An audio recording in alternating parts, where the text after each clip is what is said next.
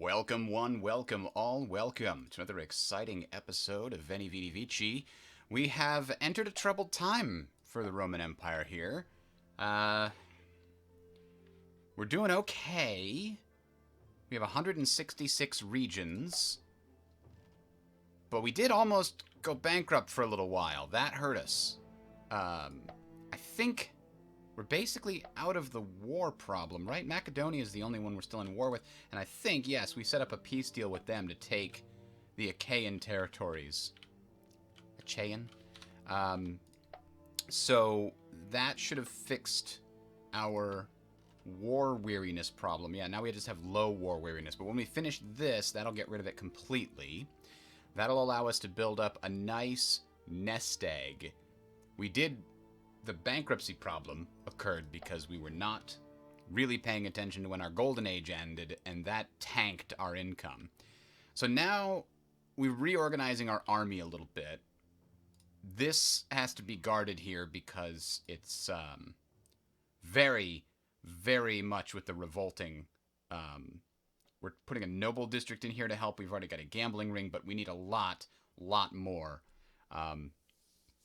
to fix this problem because this area just has way, way too many slaves, and it was like that when I found it, so don't judge. Oh, I can't put that down there, can I? Anyway, so that's the current situation we're dealing with. We're also finishing this region here. We can do it one more time. Boom. Ideally, the Gothans would get all of that territory up there, so I've got to go conquer that for them before somebody else gets it. And then, once we have just a couple of turns of peace to allow our empire to stabilize and hopefully get some extra culture in these areas we've just conquered, right? That's our biggest problem right now. Yeah, we've got some decent, these areas here that we've had for a long time, they're doing okay in culture and theoretically culture production. However, these new areas that we've just added to the empire here, not doing great. We need to get some culture produced over here. You can see they're all pretty low in population. And actually, we're missing a couple of pieces of this province. The Cimbri owe it to us. Maybe we take that from them before we go to war with Egypt. Cimbri is allied to nobody, so that would be a pretty easy war. This region itself... But you know what? We don't need more provinces. We don't need more regions. Okay? That's the trap we keep falling into. We don't need more of them. Point is, this area needs some legacy culture production.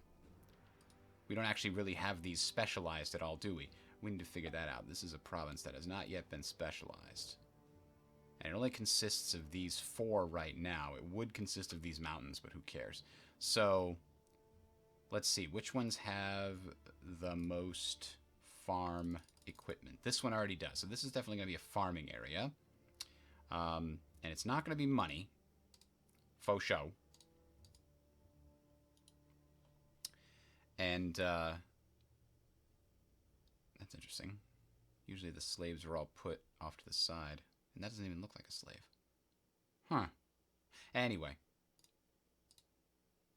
There, that fixed it, didn't it? So this is going to be infrastructure and food. This one can be... maybe money. How's our money situation in these other areas? Yeah, this one can be money. Maybe money and food. And then these areas over here, one of these is going to be culture. I think it's going to be this one. This one will be culture. And probably infrastructure.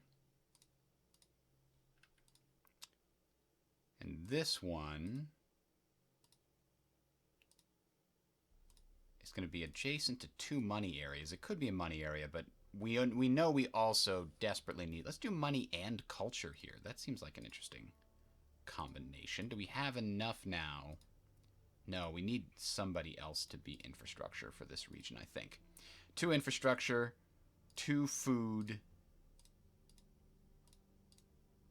Yeah, we're going to need to leave somebody making food in this area here.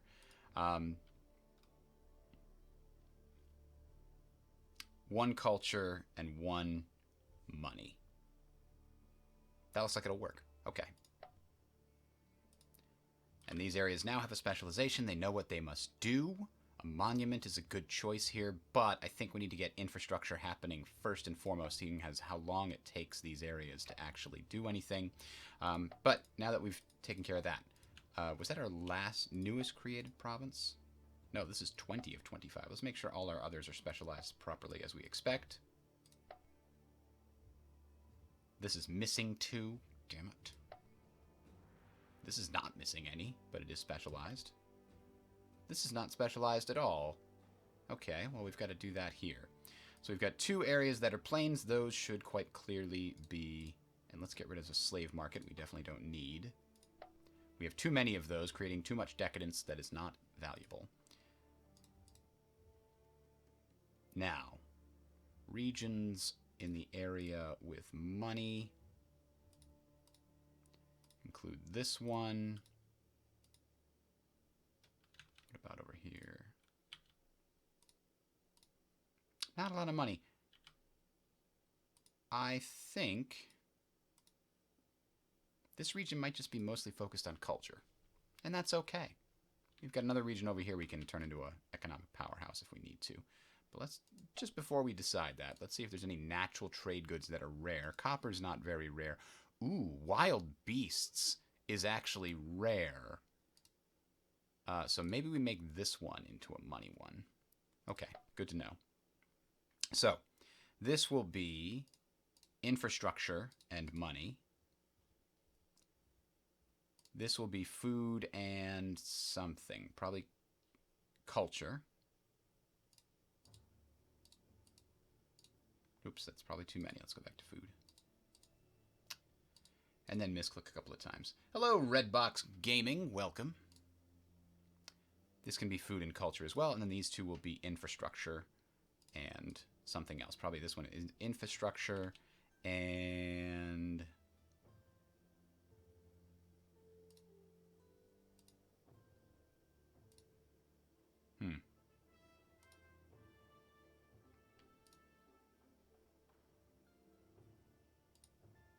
Infrastructure and money, I think.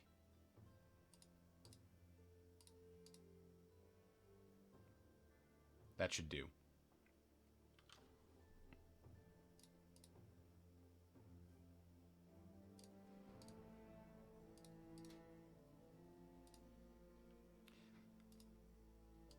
Yep, I think I'm okay with the setup here.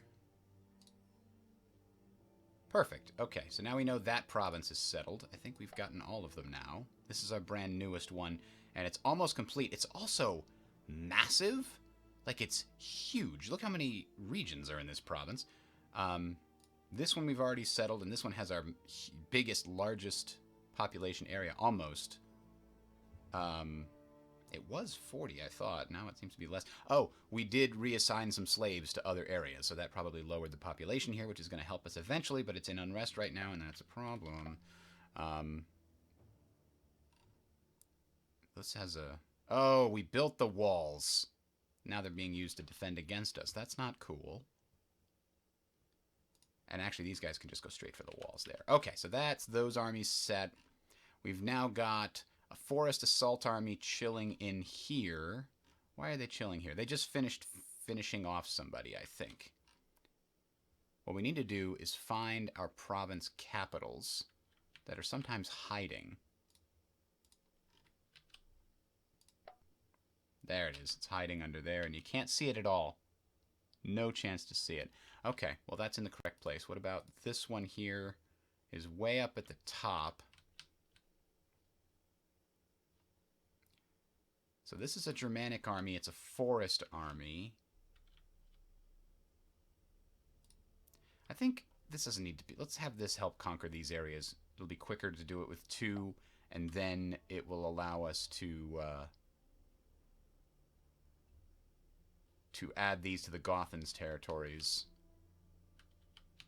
And then we'll absorb the Gothans later with much money and much fanfare. So we sent a peace treaty to the Macedonians.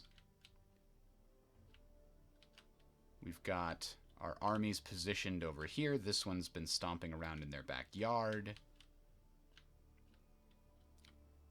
Paphlagonia was given new territories by the Egyptians. And damn it, there's 2 objectives there. We got to get in there quick. Get 3 objectives. There's 3 objectives in Paphlagonia. Egypt, you tease. I have mentioned it a couple of times in the stream so far. I like this better than Imperator. And if you want to know why, go back to the first video I created. I do a kind of an overview of what the game is about and what you're trying to do. The very, very quick version is that it's got a very interesting victory system. Obviously, the Paradox games don't really have a victory system. They have a score, ostensibly, but it's not really a victory system. Whoever has the most legacy points at the end of 500 turns wins, or if somebody gets 3 times more than the second place nation, then that just ends the thing with a victory. There's no way anybody can come back, basically, is what it's trying to say there, which is also what I'm trying to do now, because I'm basically in a position where I probably can't be beaten, but I want to, because I've maybe not playing on a high enough difficulty level, I'm giving myself an additional challenge of trying to win before turn 500, which causes me to expand more rapidly, which triggers the more interesting mechanics here involved in the cultural decadence system. So basically, you've got 3 empire tiers, right? So you've got 3 empire tiers, and let's see if we can't show everything. Yes. So there's an example. So we've got 3 nation tiers, 1, 2, and 3. I'm showing you 3, but all 3 of them have the same 5 possible states. Okay? Young empire, or young republic, or young whatever, tribe, confederation. It depends on your government type. In this case, the young empire has no major bonuses or penalties. If you acquire 5 progress tokens, and I'll talk about how you get those in a second, then you advance to a stable empire. When you do so, it lowers your government age. High government age is bad, so when you transition to a stable empire, you lower the government age. That's a good thing. So now you're a stable empire. If you get 5 more progress tokens, you become a glorious empire. But now that you're a stable empire, if you get 5 regression tokens, you don't go back to being young, you go to old, which is bad. So it goes young, stable, glorious, and if you fall backwards on anything higher than young, if you fall backwards from stable or glorious, you actually go to a new category, old, and then if you fall from old, you actually go to decadent.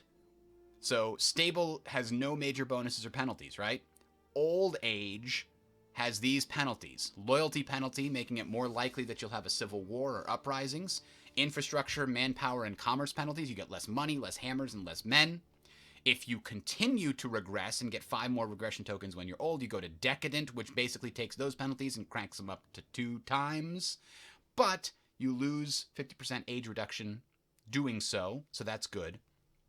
If you then are decadent and you continue to get 5 more regression tokens, you fall into a civil war and go back to the previous tier at the stable section. So that's the 5 different sections. Young, stable, and glorious. Glorious has all kinds of bonuses, including a legacy gain bonus. And so that's how this whole system works. You've got to try to constantly get progress tokens. The problem is, when you get to a glorious tier 3 civilization, there's nowhere else to go. You're at the top. You can't change government type to get a reduction in your age, so it becomes harder and harder to stay as a glorious empire. And you can enter a golden age. If you get 5 progress tokens while you're a glorious tier 3 civilization, you'll enter a golden age, which you can see is great. You get huge, great bonuses, but your decadence gain gets further increased by 50%, making it harder and harder to stay on top and not have a civil war eventually come crashing down on you. So all of these are pretty cool, the way that they interact. And this is the genius. The next part is genius. How you calculate whether you're going to gain an age token or regression token or progress token. They call them age tokens sometimes, but I like progress and regress because it's more clear. You have a historical cultural value that is calculated every turn. It is the average of your current loyalty-weighted culture production and the last 25 turns or historical loyalty-weighted culture production. So this is basically a flowing average that slowly climbs to whatever you're currently making. If you're making more now than you were in the last 25 turns, then it slowly goes up to what you're making now. In this case, 1750-50 is my historical average, so I was making more in the past, it appears, than I had in the present. And that's probably because of the loyalty-weighted part. Each of your each of your regions, that's the smaller ones, produces culture. And you take the culture and you multiply it by the loyalty. In this case, I have 119% loyalty, so I'm getting, 50 times 119%, 1.19. That's how much culture it's generating for the purposes of that. But if you find an area that doesn't have a lot of loyalty, I think some of these areas down here, this is only 88% times my 426. If I can increase my loyalty here, it'll increase the amount of culture that's actually generated for the purposes of this number on the top. So, more culture, more loyalty is good, helps you advance. But this number is divided by your decadence, which comes from a number of things. That ratio is used to rank you amongst all of the nations in the game. And if you are in the top third, these green ones here, then you will have a roughly 1 in 3 chance of gaining a progress token every turn that you stay in the top third. If you're in the middle third, nothing happens. If you're in the bottom third, you get a 1 in 3 chance of getting a regression token every turn you stay in the bottom third. What that means is there's always 1/3 of the nations in the game are regressing towards civil war, 1/3 are progressing along the civilization track, and 1/3 are right in the middle, kind of stable, not doing much, good or bad. And that's genius. That means there's always somebody suffering, because they can look at other nations and go, well, they have it better over there. Which is an interesting way to consider it. You can also see the Ptolemaic Egyptians are an old monarchy, and they're still stuck at the bottom here. So they are actually close to falling down to a decadent monarchy, in which they might enter another civil war. So I've been fighting them, and they've been losing a bunch of territory, which probably hasn't helped. So where does decadence come from? Well, it comes from a couple different places. Every every region in the game generates some amount of decadence. You can see decadence per turn nation size is based on the number of regions you have. Every region you have adds a certain amount of decadence per turn to every other region in the game that you own. So the bigger your empire is, the bigger this number is. So you gain 4.4 decadence per turn. You can see at the bottom that each region loses 10% of accumulated decadence at the end of each turn, which means that this eventually cranks up to 44 total decadence from nation size in this particular region. I believe it's basically the same everywhere, though. Yeah, it's 44 decadence in every region I own across my entire empire from size. Then, if we look back at Latium, there's got a lot of examples there. You can see that I have a lot of structures that generate decadence as well. I have some that remove decadence, but they are outweighed by the amount of decadence I get from structures. So overall, I have the 44 from nation size and the 24 from decadence per turn from structures. And why would you build structures that have decadence? Well, it turns out that the bigger your regions get, the harder and harder it is to control them. Like, when the cities get bigger and bigger, there's more and more unrest. You need more circuses and more bread to keep the people happy. And those structures generate decadence. The ones with the most, that generate the most loyalty, 40 loyalty, to prevent your city from revolting, also generate the most decadence. So that is a very interesting balancing mechanic, that as your cities get bigger, you are forced to build decadent buildings to keep them loyal, and that makes it harder to stay out of a civil war because once you hit glorious, there's another penalty that comes in here. The status age penalty. And our government age is currently 36, and I believe the developer said that status age penalty is an additional 3% per year that your government has been in its current status. So this is 36% times 3%. I'm not sure if it compounds or not, but it does add a lot. As you can see, it's adding an extra 8,000. So of the 21,000, 8,000 of it is because of my status age, which you would not get if you're stable. You only get this once you become glorious, old, or decadent. And then other national modifiers like being in a golden age or being a glorious empire add to this as well. So I also have one regression token, aging token.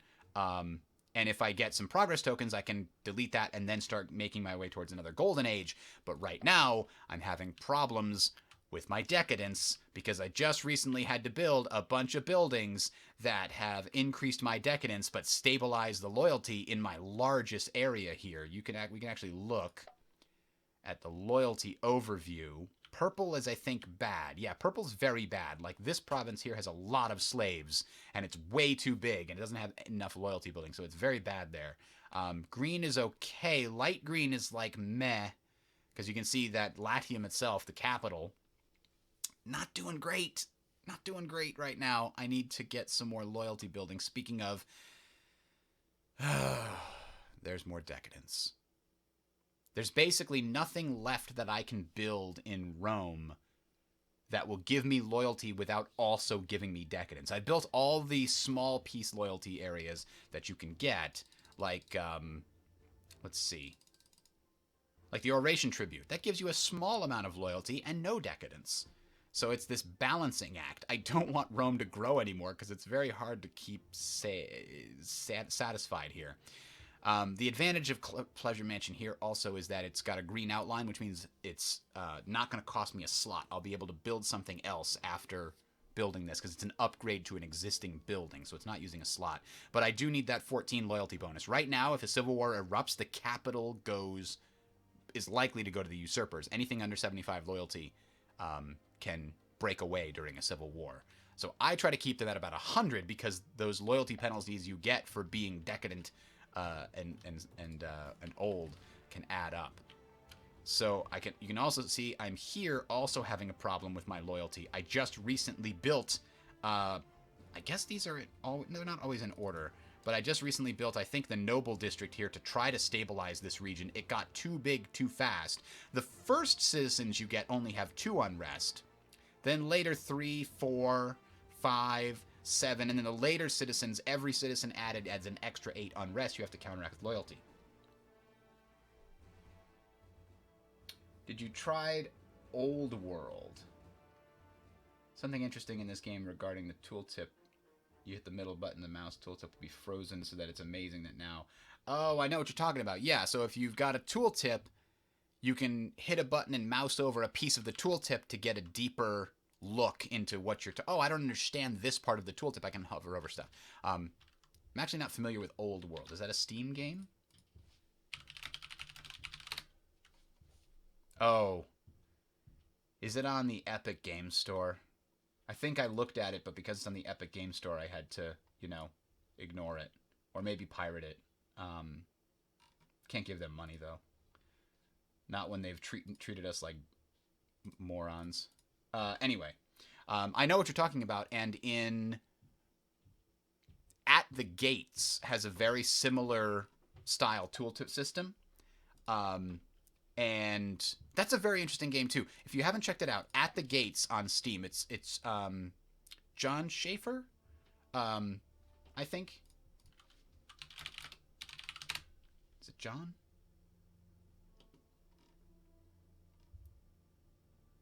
Yeah, John Schaefer's At the Gates.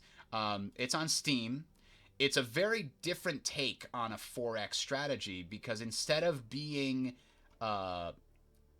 like a civilized empire, you play as the barbarians in the Roman era, and you're nomadic. so that you move around to an area, exploit all the resources, and then you have to move. And eventually you start bumping into the Roman Empire, and there's some very interesting mechanics going on there, but it also has it's a fairly deep economy system, but more importantly, it has the same kind of tooltip system that you're talking about, the nested tooltips, where if you hover over something, you can then hover over something in the tooltip to get further deep, and then go further deep than that. You can get stuck in the tooltips for a long time. Anyway, back to this game. I'm sorry for anybody else that has probably already seen me talk. I love gushing about this game. It's very cool. Okay.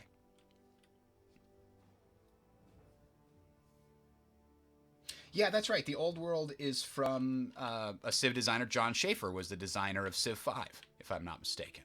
I know he was the designer of one of them. I'm almost positive it was 5. He was the lead designer on the original game. I think he left the studio shortly after that to go work for Stardock, if I'm not mistaken. Anyway, what are we going to do with these?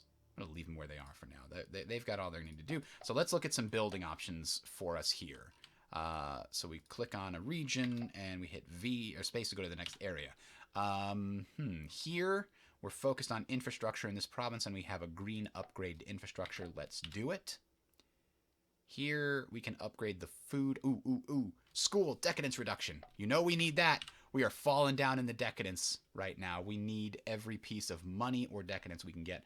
Ooh, a warehouse is also very good for that particular province. This place doesn't even have 3 basic infrastructure areas. Neither does this. That's what we need to do first. These poor bastards have been starved for anything useful. Real Politicos.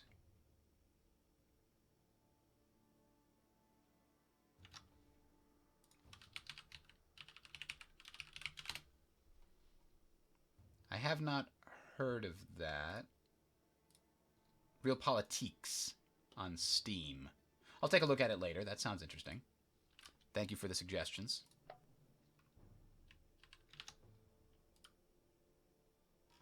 Hey, Black Corp, welcome.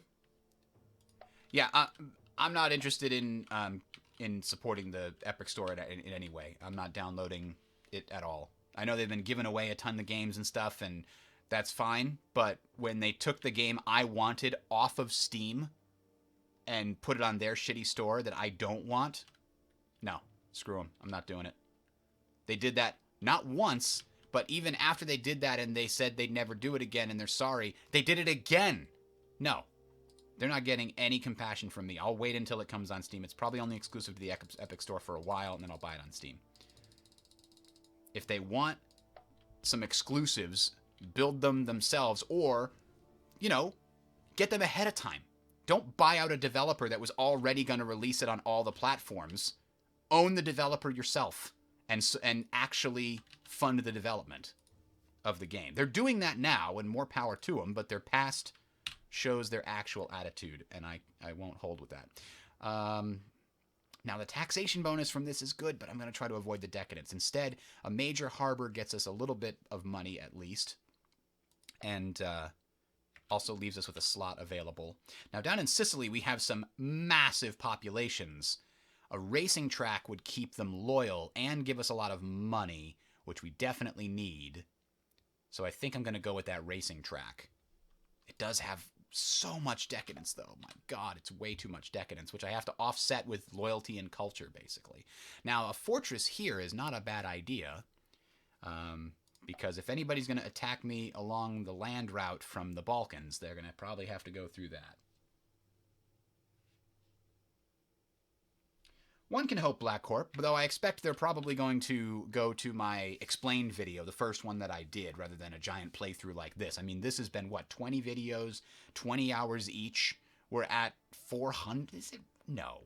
Sorry, 2 hours each. Wow, 40-ish hours of this game. There's not that many people who have the patience for that. But more power to you if you do. It's more of a niche that will watch something this long and complicated. I mean, I know there's a lot of people that like the Paradox ones too, and they'll watch long Let's Plays of the Paradox ones. So, you know, it's not unusual. I find this one a little bit slower because you can't really fast forward. It's all turn-based, and I have to stop and do these builds every turn. Decadence reduction, yay. Cultural site for conversion. Yes. These regions need all the food they can get.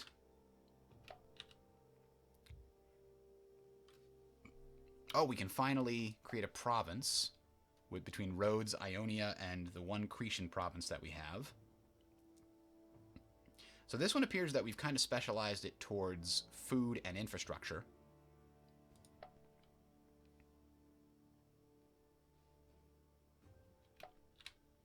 Well, thank you, Black Corp. I do try to do my best. I think I might do... Have you ever heard of Unity of Command? It's a turn-based World War II operational level game. I played the first one, and it was sort of an interesting puzzle. The second one has expanded the campaign mechanics to a more meta level that makes it very interesting. Oh, sorry, a more strategic level, I should say. And I'm definitely considering that as the next game that I go through. I'm just waiting for this one to be over. Jesus, at this rate, it's going to be weeks, though. I'm trying. I had to stop and explain why the game is awesome again. Loyalty bonus is kind of needed here. Damn. Because it's all... The Germanic tribes actually have a much higher unrest when they're not the correct culture than the Hellenic, for example, or the Iberic, or I think they're called Hispanic. That costs us too much money. That's not worth it. We need infrastructure here. Or... How's the infrastructure in this province? 388. That's okay. That's actually pretty good. I don't think we need to worry about that. We don't need to worry about the loyalty either. This is a conundrum.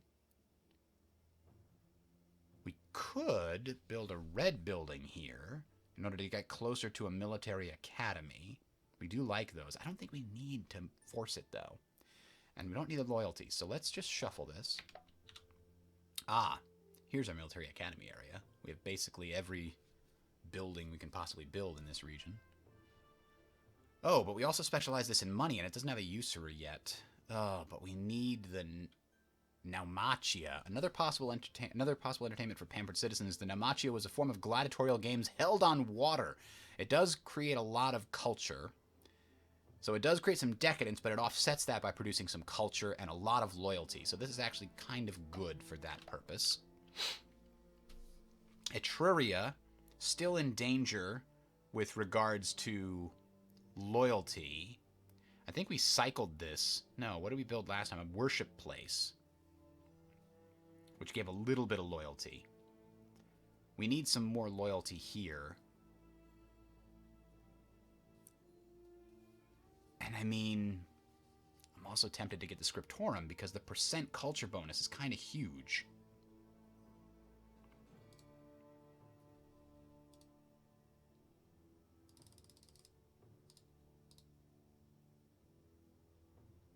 Damn, that's a hard choice. Do I cycle for loyalty? You know what? We're going to take the culture. How does it missing a bonus from wax? I put wax buildings everywhere. That's unusual. All right. Down here, we have a loyalty problem. A gladiator school could fix it. But it costs a lot of money. But it doesn't have nearly as much decadence as some of the other options. Actually, a noble district might be better. Racing track. We already have a circus here? No, so why isn't that an option? Did we upgrade the circus to something? Is the circus upgraded to a racing track, I bet. Man, a bank would be nice, if not for that decadence. Because we can get the gold from nearby. So much money. I'm so tempted to do that. But we actually need to cycle this for a warehouse. Because if I'm looking at this correctly, this has not nearly enough infrastructure production. So I got to cycle for a warehouse. By the way, that's a person that turns into a house in the full moon. Da-dunch. Crafter district. I'd rather cycle for a market. We can do that by building a theater and then checking back. Because we know we need culture. We need culture to offset that decadence. A preceptor house is just the ticket. Over here, we haven't officially made a region yet, but I'll take the green buildings first. Actually, street parlor for money and culture. That's a nice, cheap building. Yeah, let's get the training ground instead. Just keep those red buildings flowing. If you have a lot of red buildings, then you can get a military benefit out of it compared to the number of provinces that you have. This needs loyalty. Ugh, I hate using Pleasure House when I don't have to. That's what she said. Da-dunch.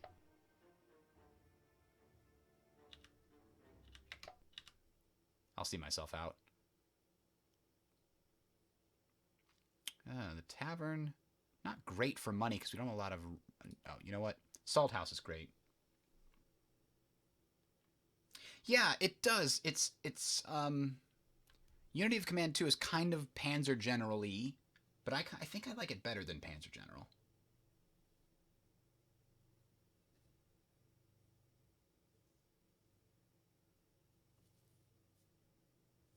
I've played it solo, and yeah, well, you've probably seen the video I made of it solo. And you're right, it's a fun game to play solo because the thing that I like to do is see the crazy outcomes that can happen and the weird things, because it does allow for unusual strategies to sometimes work depending upon the situation. But more importantly, you can play Cataclysm online. There's a good Vassal module for it. If you go to the GMT Discord, you can find people there. Let me see, can I invite people to this? No. So you'll have to look at the GMT newsletter, because I think they put a link to it in there each month. Oh, I want to go to the main page. I'll give you a link. Hold on.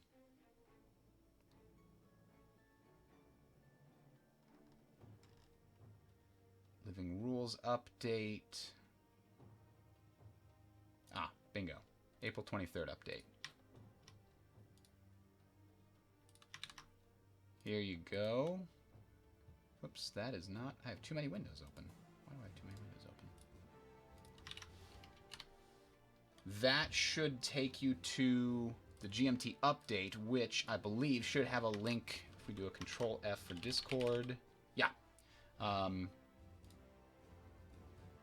keep spammers and bots, you need to... Yeah, just send an email to one of those guys. They'll send you an invite link for their Discord. There's a bunch of people on there, including people willing to play Cataclysm, but you can also go to the Cataclysm forums on BGG and ask somebody there. They might be interested. Okay, sorry, back to the game. Here, we don't have a loyalty problem at all. This is very loyal, actually, but we do need infrastructure or culture. So let's cycle and... Ooh, you know what? Sanitation is always good. Upgrading sanitation to sewers is a great upgrade later on. Preserved food store is also great because it gives a little bit of money and a lot of food. Stupid noble district. Your need for marble. We dislike you for that purpose. A plantation. Tons and tons of food. So much food. But this region does not even have 3 infrastructure, so it can't get regional roads. I've had this region for forever. I can't believe I missed that. So here's our option to get a wax workshop, which will import honey and produce wax, which is a pretty useful one because it gets you 2 resources in the same area. And a school is always my choice when I get the option. A theater gives you culture for no downside. I do like that. But a bloomery gives you culture, metal, and money. And bonus XPs when a unit is created. That's kind of good. Bloomeries are hard to come by. Yeah. Better than this clay pit. Yep, we'll do that. We do need to focus on money when we can. A bronze works will import tin to the area. It's not terrible, but I feel like we can get better level 2 structures at this point. A scriptorum. I'm really focused on food here. And to that extent, let's cycle for either better food or better money options here. This does not need a circus, that's for sure. It needs a builder's hall. A wash house is okay. Seed storage might not be terrible either, to be honest, because it does give some money. And even though we're not focused on food here, sometimes you need some basic food buildings. Okay, now we're done. We're ready to go to the next turn. So let's see if Macedonia is going to accept this peace deal we gave them. Cross your fingers. Cataclysm, actually, they recently published new living rules with some significant adjustments that I think make the game a good bit better. You can find the specific changes in the post-publication support document on BGG in the files section. Look in the comments for the link to the Google document, which is the live version. So Macedonia's attacking us. That's not going to go well. Bastards. That's going to go well for us, though. We take them out. Bada bing, bada boom.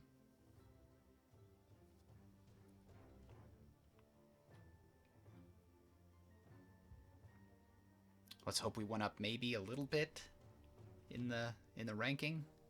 1 or 2 spaces. Ah, 2 spaces. Good. We're no longer really close to the danger zone. We're still close. We're just not really close. Ptolemaic Egypt also managed to pull itself out of the danger zone. Macedonia, look at that. Minus 16. They plunged down into there.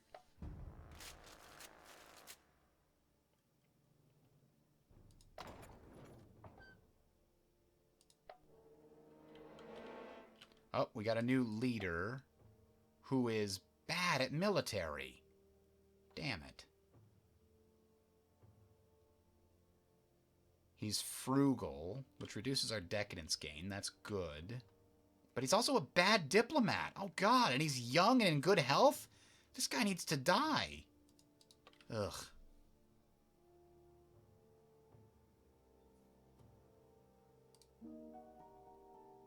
Oh, that's right. That's what that can change. We don't want to change that. Ah, we can distribute slaves within our nation, which is good to do most of the time. We can also sell our extra manpower to get money, which is also good for us to do. Yeah, we just saw those. All right, what's on the side here? We conquered some areas. Population decreased because they got attacked by the Macedonians. Where are they? They're conquering a lot of stuff over there. We need to fight them on the battlefield. Yeah, go kill this army. We're actually in a good position to do that. This is our vanguard, our strongest, most well-funded, most experienced army. I thought they used to have a lot of 4-star guys in this army. It seems odd that they're all 3 stars right now. I didn't give them a new general recently. Huh. Oh, well.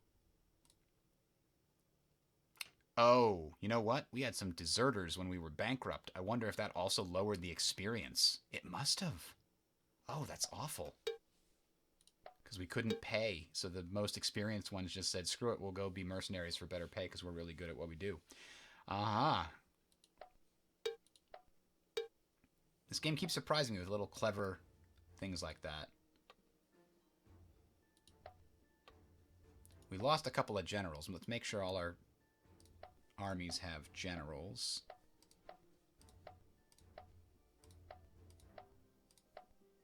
This army doesn't. Good to know. Let's give it... Do we have a 1-1? A 1-1 is better. It is disorganized. That's annoying, but we don't need speed. They're just going to go slowly conquer these areas.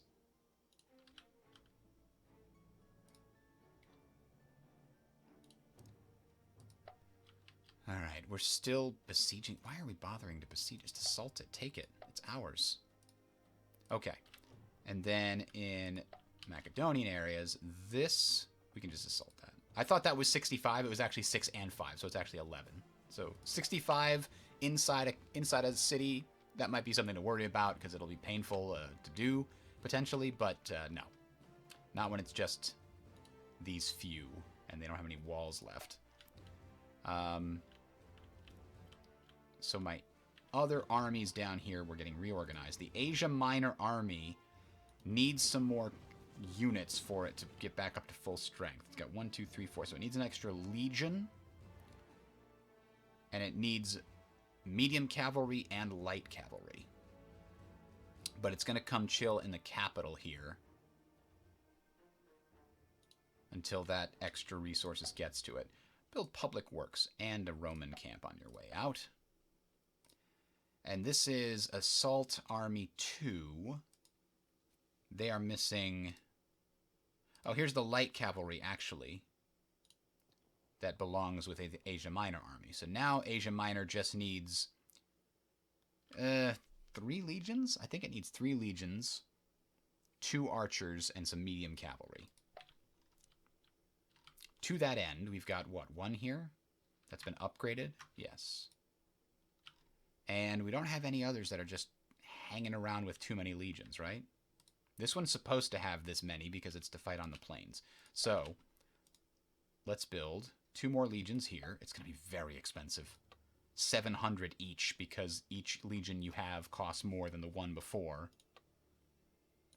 I guess 700 is the cap. So 2 more legions. And then what do we say? Medium cavalry and a couple of archers. We can build the archers over here. I believe they actually have a Master Fletcher over here for that purpose. Let's double check. Asia Minor Army needed 2 archers? Yes. 2, 3, 4, 5, 6. Perfect. Then it also needs medium cavalry to get the full complement. We normally would build Cisalpine cavalry, but they're actually not too expensive now. Okay. Transalpine cavalry. Not that much better or worse. But we did build a lot of military buildings in this region specifically so that we could build our medium cavalry there. All right. This, we said, is done. So they are going to go also merge with the Asia Minor army. That leaves our Assault 2 army short 1 cataphract. And some medium cavalry.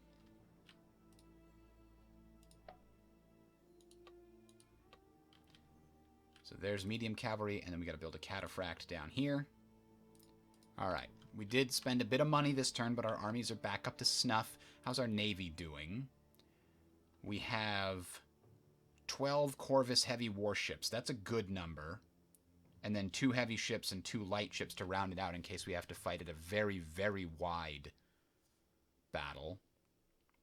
I think that's a good solid fleet. It's still recovering from the past fighting around Crete.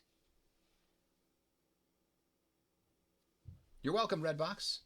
The living rules for Cataclysm include updated rules and errata that have been made since the game were published, if you're still listening. All right. So I think we've got all our armies figured out. We've got reinforcements in various places being given to them. Let's check buildings and move on.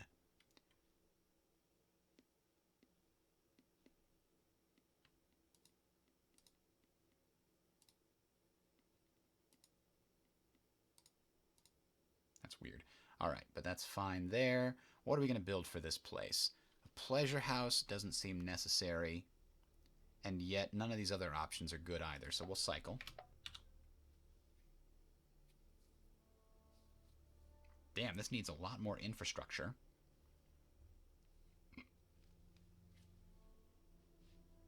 Have a good one, sir. Or ma'am. Can't tell usually. Tavern gives money, and money is something we're focusing on here. Plus it gives some free loyalty, and as you can tell, we do need the loyalty up here with the Germanic areas that have not been converted yet. Courthouse is great for decadence reduction. A worship place is good for free loyalty. And even though it doesn't look like we'll need the free loyalty here, let's get the ranch instead. We'll come back to the worship place later if we need it. A palisade is probably not a bad idea in this region, and yet we're going to need the infrastructure first.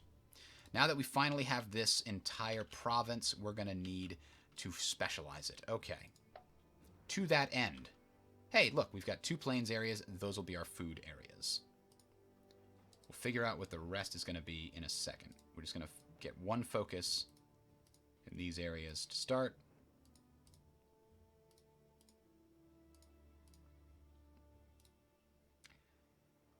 And then we'll have to look. We're going to need one more food area. So let's look through all of these other regions and see if we can't find something else that has a lot of food buildings already built. That's got 3, 0, 3,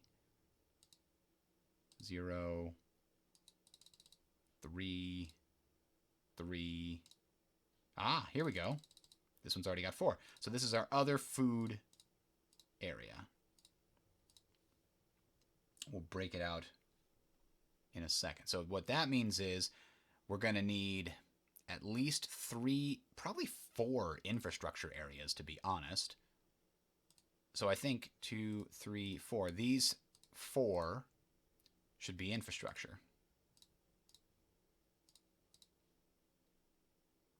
Not this one, right?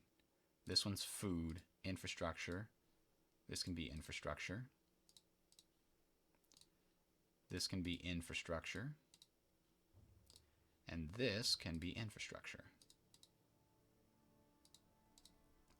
Now that we've got that figured out, what are these swamp ones going to be? One of them could be food.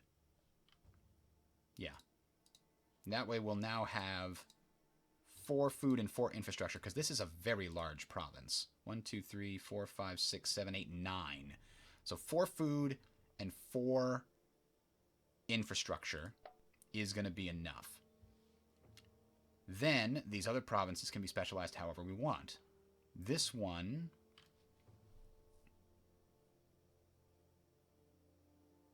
let's see.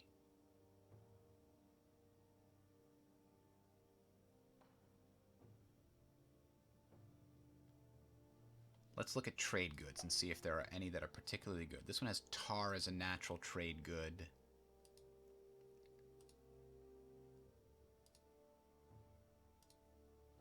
Ooh, amber. I don't know where amber is anywhere else on the damn map. That's interesting. So that's definitely going to be a money area. Boom. And if this is a money area, it kind of suggests that this one next to it should also be a money area. Which suggests also that this one here should be a money area. Except that we made this nothing yet.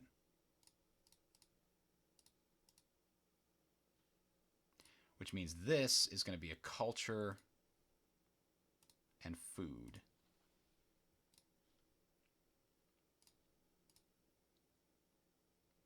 Okay. So now what haven't we fully looked at here? So we made a money. That means the capital, which I can't actually see with this overlay. Get out of the way. There it is. This is the capital. It's next to some other money areas. So we could make this money. And then the rest could be culture.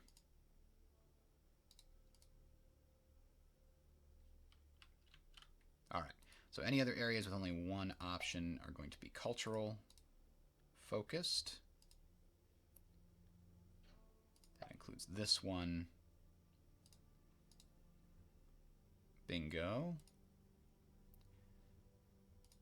And this is money and something else, but we don't really know what, do we? Maybe money and culture?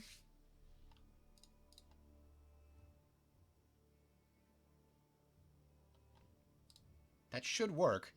We're low on food and infrastructure. It just means we're going to need to build the buildings to support those situations. We're building a lot of infrastructure buildings in this entire region right now because they need it. This entire province. Every region needs at least 3 infrastructure buildings so that they can get roads, the regional roads. So let's give that a shot.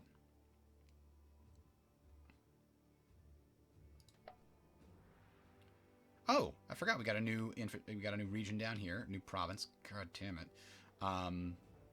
So let's take a look. That's forest, hill, and hill. So no obvious spots that we can put large farms or whatever the upgrades are for that. This is actually very obviously a food and infrastructure area. and we're going to leave some people on there.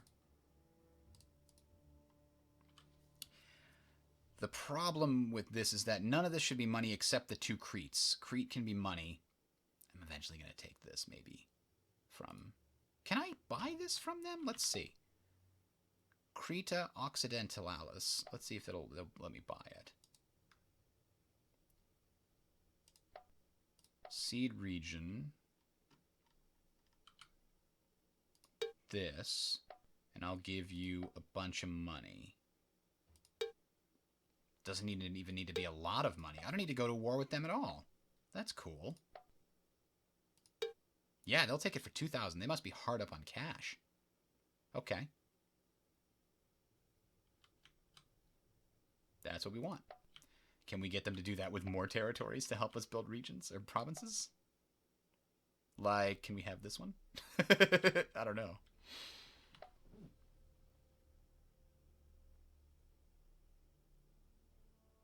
We'll look into that later. I think we're doing okay right now. Well, if we could make this province complete, that might be worth it. We have this province here.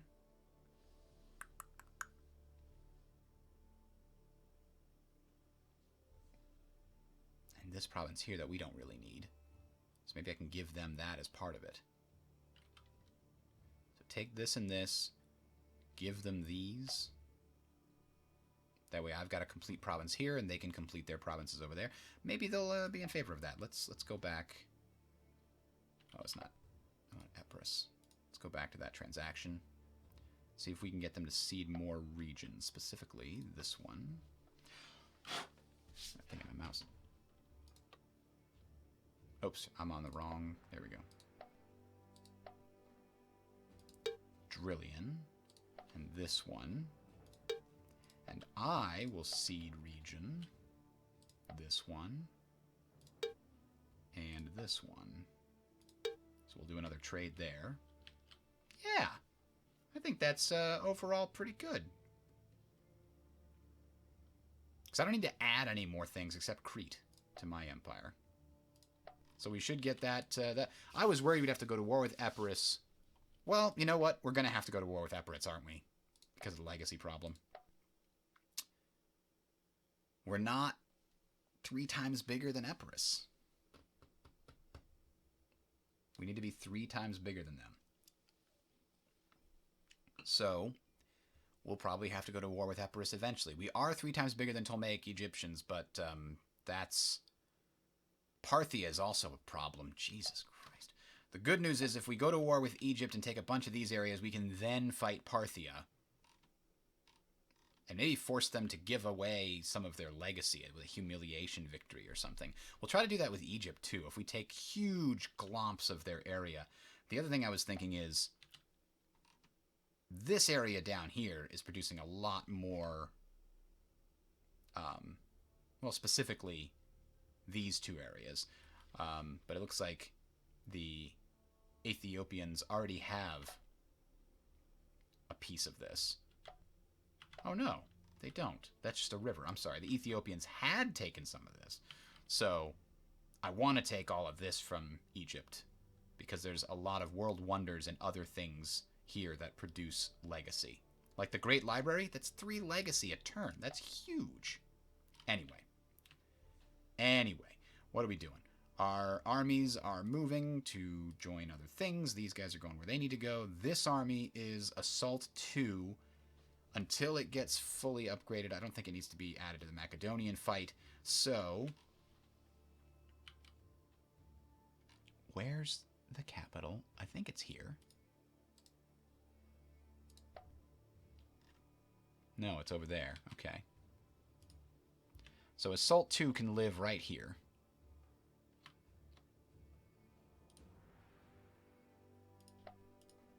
I don't know why we're allowed to travel through Paphlagonia.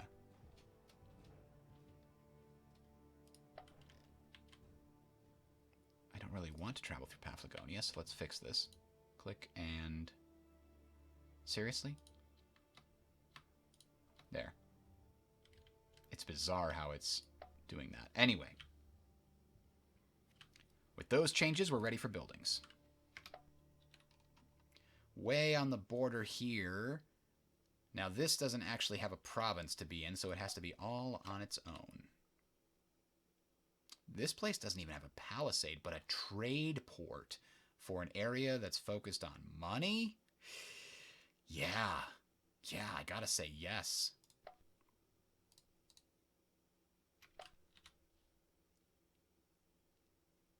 Sacred Estate for bonus loyalty is also pretty good here. Anything that's focused on culture that can get bonus loyalty is good for our overall decadence ratio.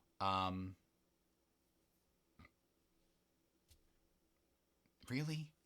A fishery? Wells are better. That food bonus is nice. Meanwhile, this area probably could use a large farm. This area could definitely use a seed storage and a large warehouse. Let's see, what do they need more of? Food? No, they need more of this. Infrastructure. Yeah, aqueducts are good. They're probably necessary in every single place at some point.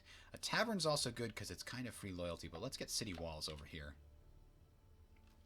Cultural site is not necessary here. We cycled this for loyalty.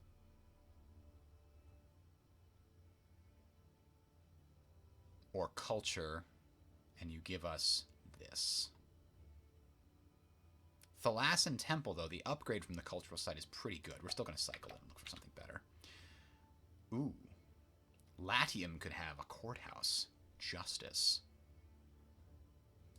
And then we'll pick a different building next time it comes around.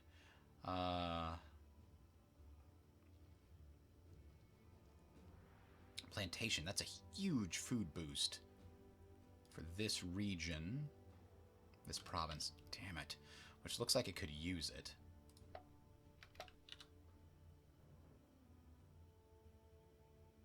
This is an area that we're about to give away, so we don't really care. You can have a physician house. Ah! Regional roads. That's necessary. Now over here we specialize this to food and to culture. And it doesn't even have a farm. Or clear water, for that matter. Let's get the farm first.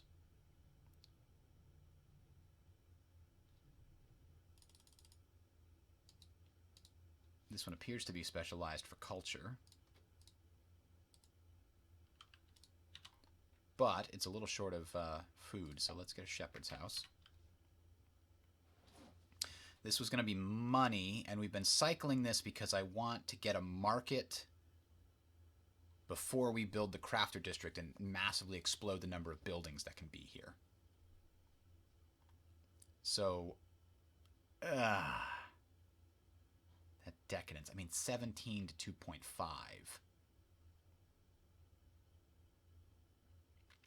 It's a pretty decent ratio.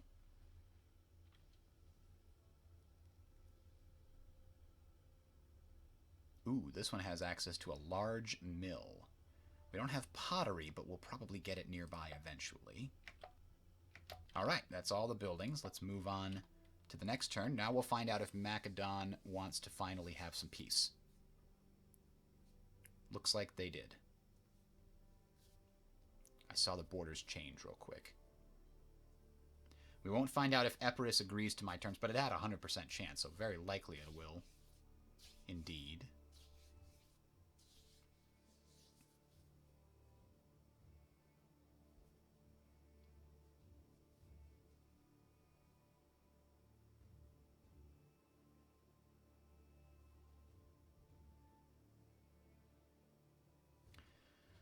'24, we lost 2 positions.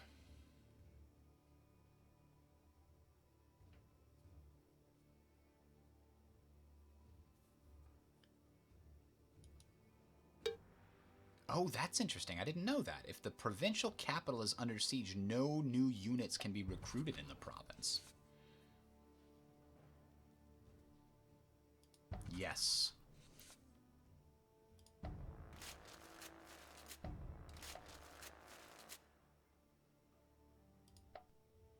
Alright, we got that back. Sell the metal for money. Yep, every turn we can. Ooh, that's lucky. We could get another commerce 5% bonus. Or we could get culture, which will help our decadent situation.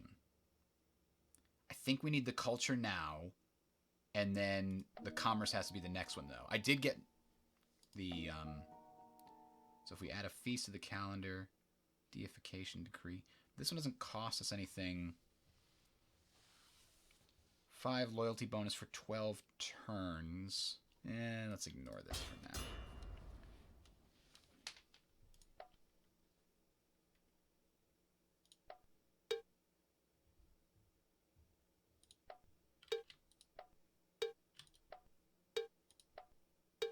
They weren't actually conquered, we just gave it back to them.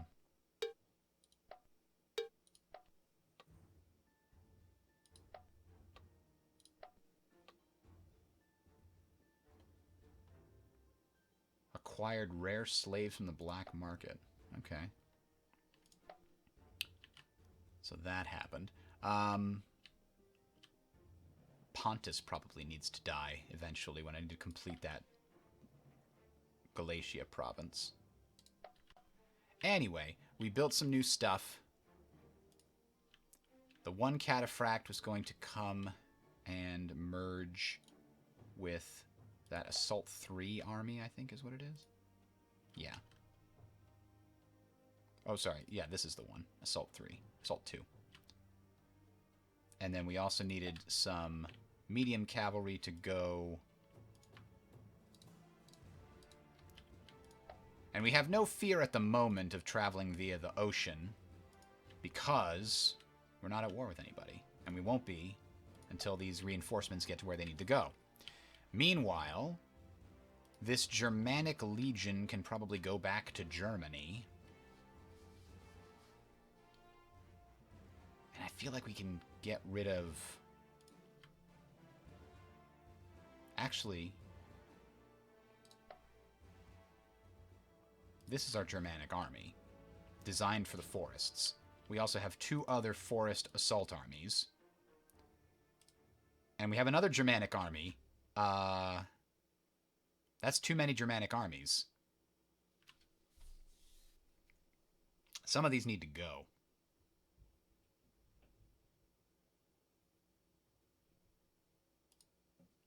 Alright, here's the deal.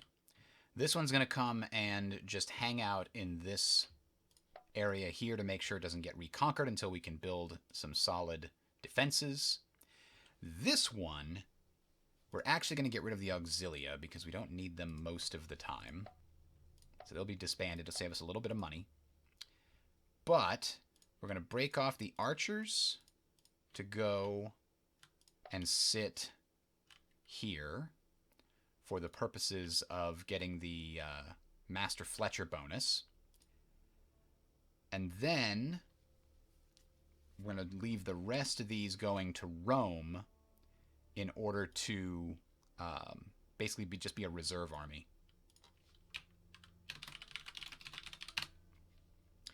The idea here, we don't need a leader for the reserve army. Just anytime we need extra forces, we'll pull them from the reserve army because they've got some veterancy.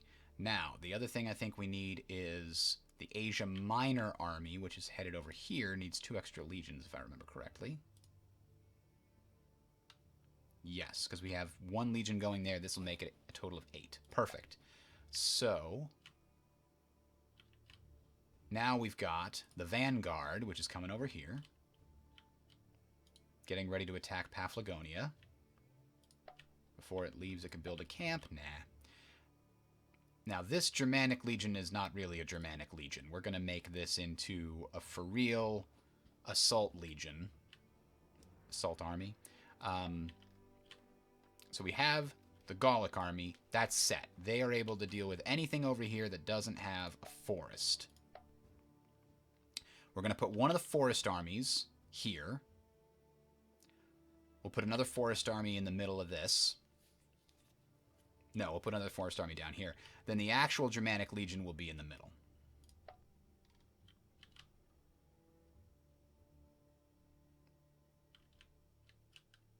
which is this. This is the Germanic army. So now we have Vanguard. We should have Assault 1 and Assault 2 somewhere. Ah, up here. There's Assault 1. Assault 1 coming down to get ready to fight in Paphlagonia. Assault 2 is right here, going over there, which means this could be an Italic Defense Legion, or it could be Conquest Garrison, or something like that.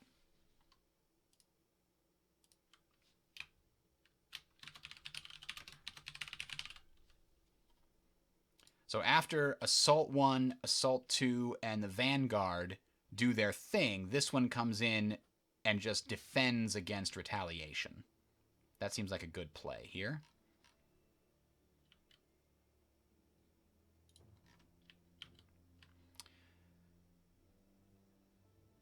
And they don't need cataphracts for defense, because cataphracts are not good on defense. It would be nice if they had all defensive +1 legions, though. So maybe that's what we'll do first. This one can go back. Where is it? Nope. Which one is it? There we go. This one can come back to Rome, take advantage of the Master Armorer, get a +1 on defense for all the legions in Auxilia. Or, I think it'll go to Auxilia. And then, it looks like the medium cavalry already has it. So it's going to sit there for a dozen turns or so, but then from that point on, it'll be exactly what we want it to be. Probably we'll start invading the Egyptians before it is done, but that's the way the cookie crumbles.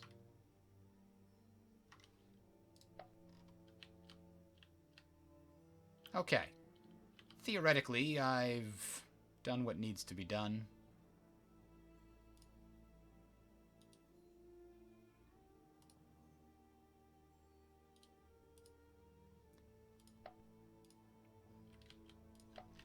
We'll have to double check all my work next time when they all get to their destinations. Meanwhile, Provincia has a new building slot. It's got a decent health bonus, but I can't help but think Assault House would still be very good here. The health bonus of 8% plus food of 7. Oh, but they have a loyalty issue. An amphitheater takes no slots because we're upgrading a theater, so let's do that first, and then we'll look for loyalty. We do know how much we like the wax workshop option when it's possible to help. This is currently importing wax already. For what? For a candle shop. This will produce it, which kind of actually lowers our income, but honey is a good bonus resource for 5 extra money nearby. What are we looking at? Manus, right?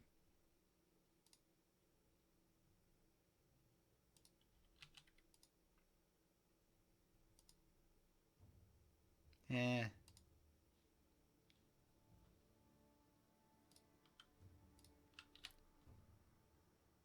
Yeah, I think the amphitheaters. Oh, that's not it. This is the one I was considering. I'm sorry. So let's see any of these over here.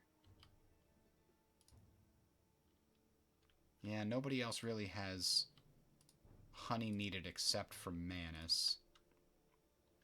So it's actually 15 money.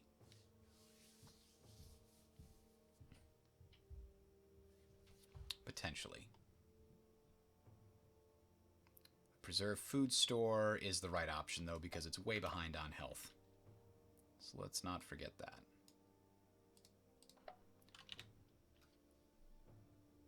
This is about infrastructure, so we're waiting for a builder's hall to pop up there. And I never really liked the gymnasium because it cost 2.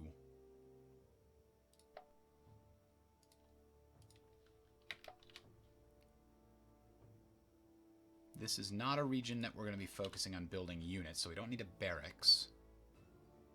Smokehouse is usually what I like. Now, we did make a new region over here, right? What did we get? We got a provincial unit, Germanic warband, German warband. I bet they're the same. A 4-3 with a woodsman is probably what we got on both of them. 4-3 with a woodsman, medium infantry. Yeah, okay. That's to be expected. What about over here? A A Moravian warband. Okay, yeah, that's 2. And I think we checked this one. We haven't formed a province here yet, huh? Because we haven't gotten it.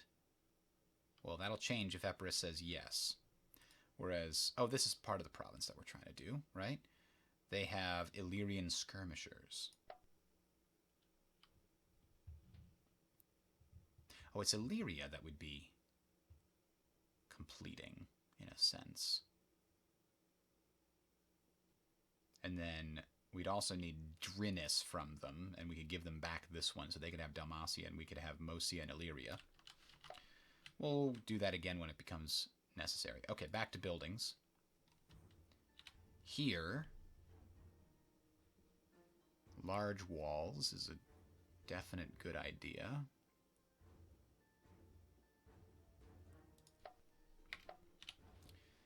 The interior here, 1, 2, 3, 4, 5.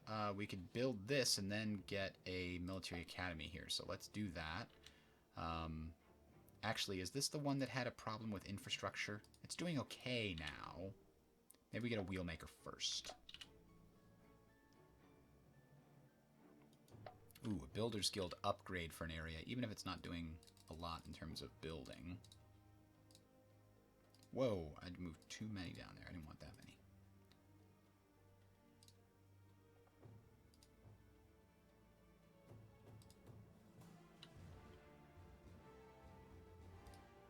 This is probably going to have too much infrastructure. Well, maybe not. Anyway, up here, a loyalty bonus from an oration tribute. That's a government building, which helps it interact with other useful things, but the farm is going to be a higher priority because we don't need the loyalty just yet. A cultural site in an area where we don't have a lot of cultural control seems like a pretty good option. We cycled here because we were looking for something better in either the infrastructure or culture pile. Ugh. Yeah. Noble district is unnecessary. Food or culture. Noble gardens, however. Lots of culture for a little bit of decadence and money. Having gold and ceramics makes it even better, but we do have marble and wild beasts, so let's do that. Lots of culture. How much? Lots of.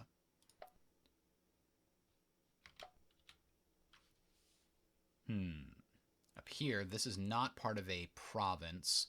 Because it's on its own, it's going to need its own food and its own growth. I don't know why I gained these. I didn't actually request them as part of the deal. That's very confusing to me. But I guess I own this now. Maybe I can sell it back to the Macedonians. Because I don't really want it.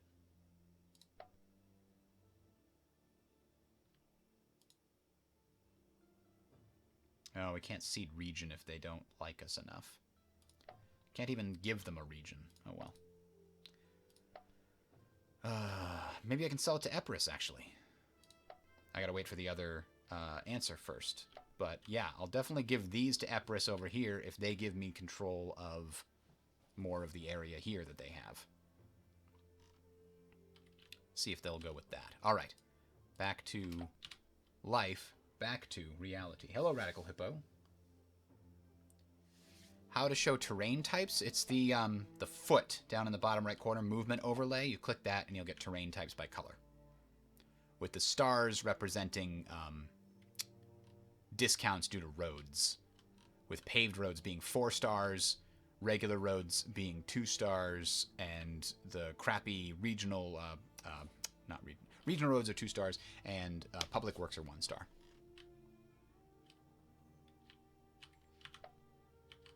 You can also access these with the number shortcuts, by the way. So that is actually shortcut number 6. So if you hit 6 on your keyboard, it should pop up like that.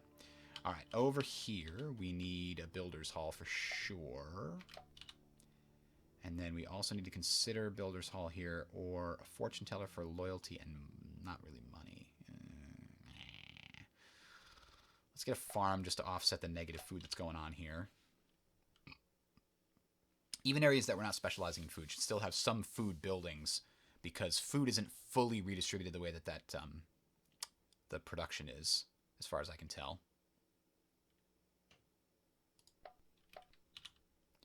Now this area, getting regional... Whoa, okay, a bank is even better. Banks are rare. Let's take it. We want these two to both be commerce because they can feed off of each other's bonus resources. Fortune teller. Yeah, I mean, it increases our loyalty, which will increase the cultural output for the purposes of our decadence calculation. This one, a gambling ring? Really? That's our option? I think we're taking sewers instead. Screw you and your gambling ring. There are better options for that. A noble district is probably the best we're gonna get vis-a-vis loyalty. Because it also comes with a bunch of culture, and all the bonuses are satisfied for that.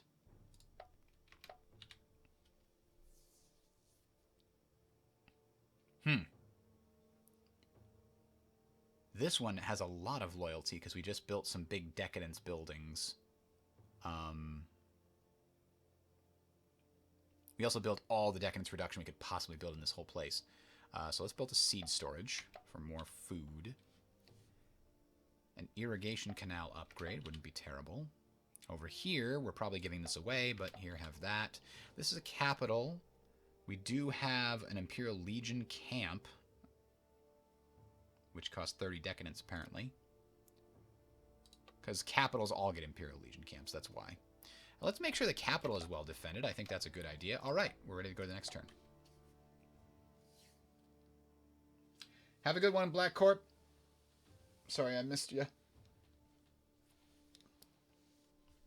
I should really get this chat moved around on my right screen so I can see when it moves more clearly. Yeah, we're going in here. This should be easy, but that's a lot of units. They're actually pretty strong. This might not go our way. Archers are going to make it much more likely, though. There we go. Yep, the archers exhausted them, and they have no support either.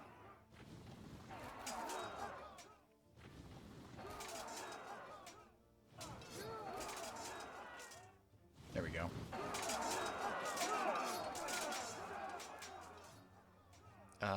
Let's skip that. Yep, got it.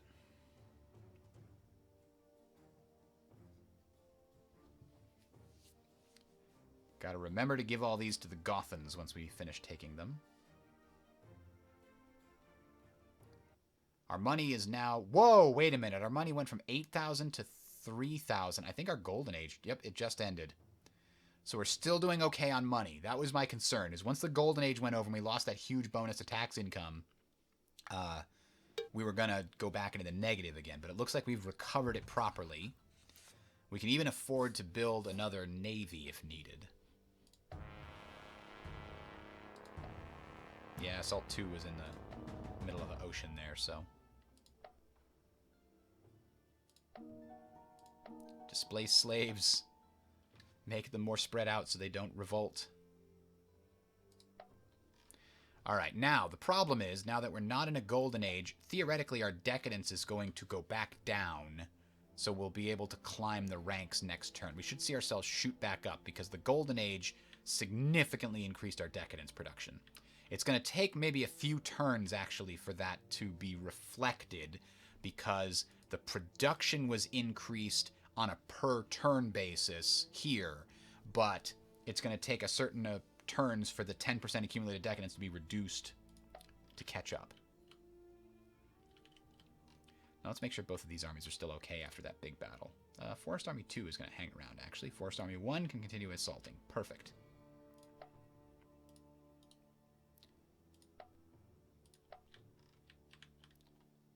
Do we have a nice, yeah, build a... No, let's not do that. It costs money we don't need to spend. All right. The armies are still getting in position for the attack on... Ooh, Epirus has really consolidated everything over here, too. Oh, did they absorb Dacia? I think they did. I think Dacia was their client state, and they absorbed it. Anyway, Epirus looks like they agreed to my other previous terms. Let's see what other things we can get. We can take this from them. And maybe these three? Can we, like, just take the Balkans and they can have everything else?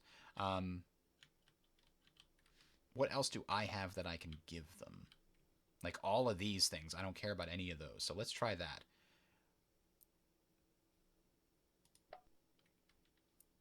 So we'll take these three, this one, which I think is also part of the province overlay. Yep.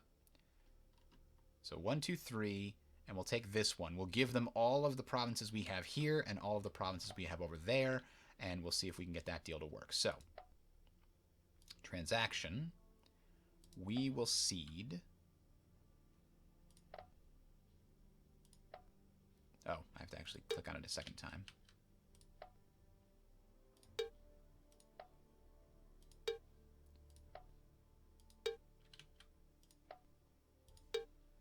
And then they will cede.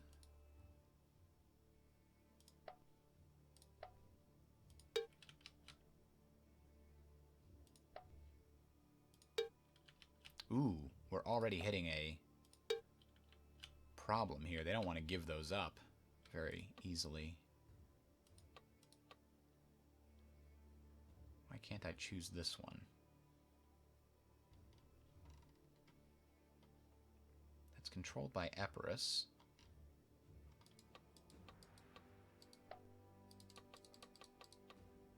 Do they not have control over it? What's going on here?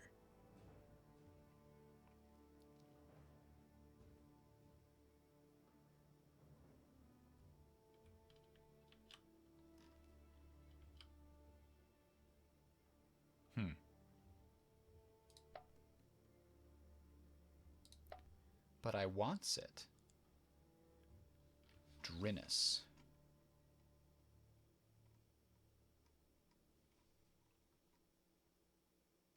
It's not listed. How bizarre. How bizarre. Anyway, we'll give them a little bit of money. Or metal. Will they take metal? Because I got a lot of metal. Like, way more metal than I need. Apparently they need metal. Oh, no, not metal. I have manpower. That's enough, apparently, to wildly over-exaggerate it. There we go. Just 1,000 is fine. So I guess we'll make this happen, and then we'll try to figure out why we can't get this from them. We'll try to buy that from them normally in the future. So that will finally end the border gore over here, for Rome anyway. For Epirus, it's only just beginning. But they are becoming quite a force. We'll have to turn around and deal with them eventually. But for now, having them as an ally is pretty valuable. And now this area has to be consolidated. We know we want this to be money, but what else does it need to be? Well, this area also needs to be money, doesn't it? We haven't really done what we need to do at all in this region. I guess these two are going to be infrastructure and food.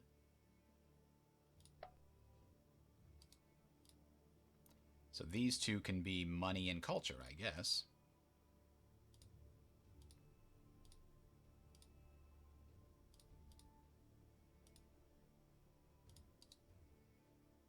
Oops. There we go. That should do it. And let's make sure we're producing enough food in these regions so that they don't need to have too many people set on food. Perfect. Okay. Now, as for this situation,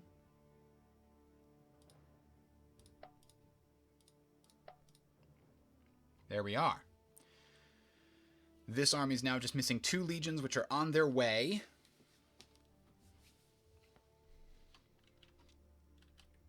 This army needs to recover because it spent too long out at sea, but it's going to be fine. This region actually is a little bit potentially vulnerable from the sea, so let's build a Roman camp there. All right, everybody's still moving around where they need to go. This assault 1, does this need anything else? No, I think it's well organized here. It needs medium cavalry, doesn't it?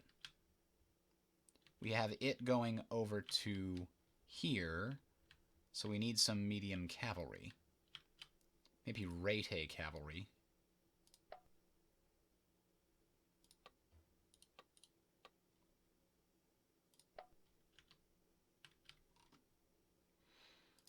And what is this? Cretan archers? Yeah, I figured. This region is Galatian infantry. Do we ever look at these? What are these guys? They have a oh, that's right. They're mountain men. We don't have a mountain army, but these guys would be real good in a mountain army. They're heavy infantry that aren't clumsy at all. I've never seen this before. Not only that, they get a bonus in rough and mountainous terrain. These guys are amazing! All right. Well, we know that this provinces are now going to be focused pretty heavily on red buildings. Awesome. We had, I think, heavy infantry that was better in woods before, but we've never had mountain infantry.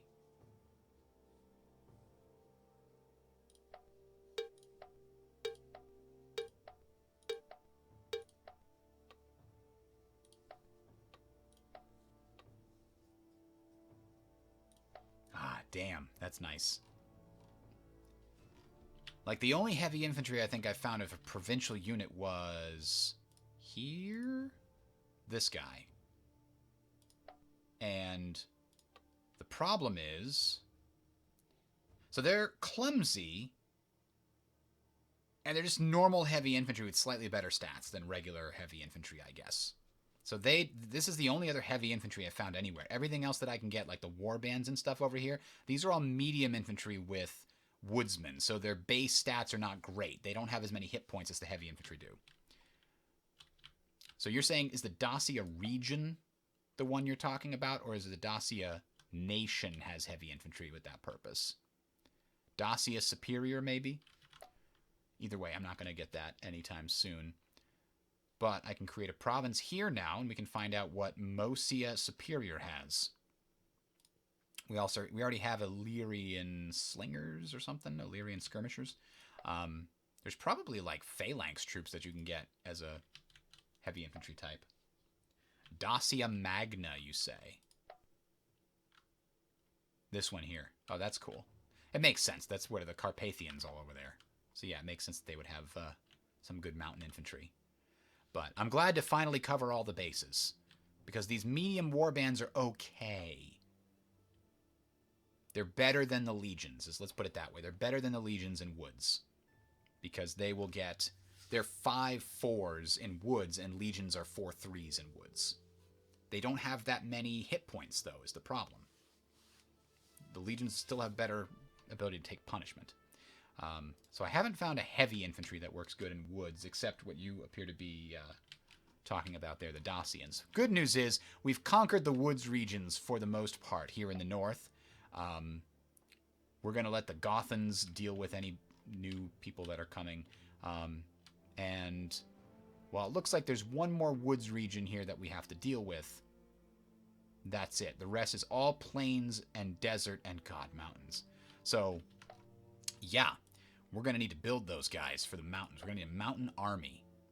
And for that purpose, we're going to want, let's see, mountains are what? For the most part, that's interesting. The mountain army guys come from a region that doesn't have any mountains in it. Okay. Anyway, mountains are frontage of 5. So we need to make sure that we get 5 of these Galatian infantry guys with their mountain men bonus.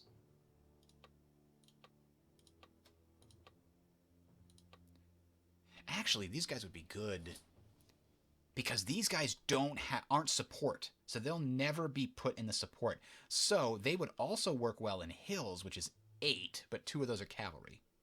So let's get 6 Galatian infantry in here. We'll have 8 skirmishers, some light cavalry, and then I think we put some medium cavalry in here too, because if we do have to fight in hills, we need the medium cavalry on the flanks. But we don't want regular medium cavalry. No, no, no, no, no. We want our nice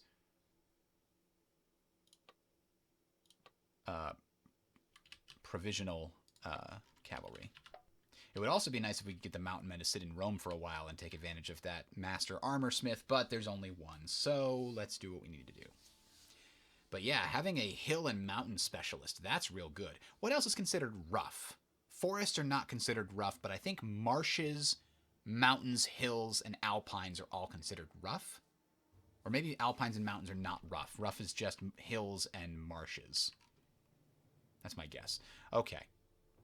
So the Vanguard fleet is still hanging out here ready to go. Because I'm building a new mountain army, I'm not going to build another navy to go with it. We're going to make this a land campaign.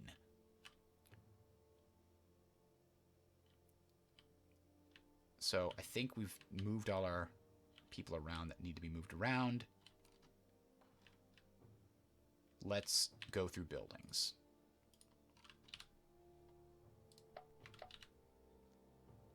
Huh.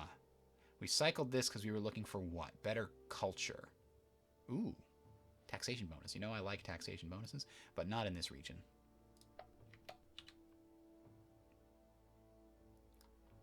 Ooh, a swamp draining. You do like to see that. That one's only available in swamps, but it does give an extra 8% health. But I think we'll get the farm first to help these regions feed themselves. We definitely like the sawmill. Oration Tribute, though, is going to be more valuable because right now it's a very large region with no real loyalty benefits. A temple for conversion is not needed at this point. An aqueduct, not needed either. Let's get a siege storage. Ooh, courthouses, yes. Solid walls, yes. Solid walls or farm. Let's get the large farm.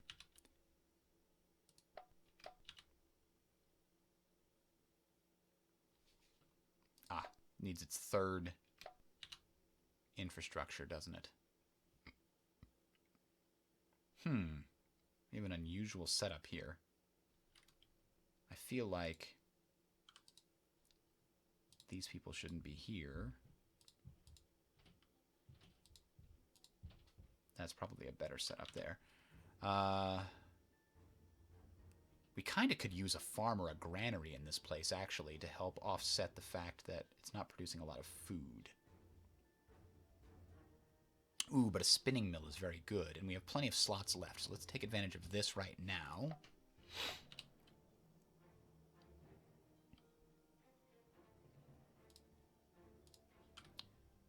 We're going to do the wells here for the purposes of, again, not having as many people actually doing the farming, because it's hard. Ooh, prisons! Prisons! Yes! Prisons are great. We get another prison or a mint! Oh no! We have to choose between! Oh. So much money! And all the bonus resources are satisfied? Gotta do it. The prison will come back around eventually. Man, that's good. We need a large warehouse or a builder's guild here. Either would be great. Scriptorum would be great for this area.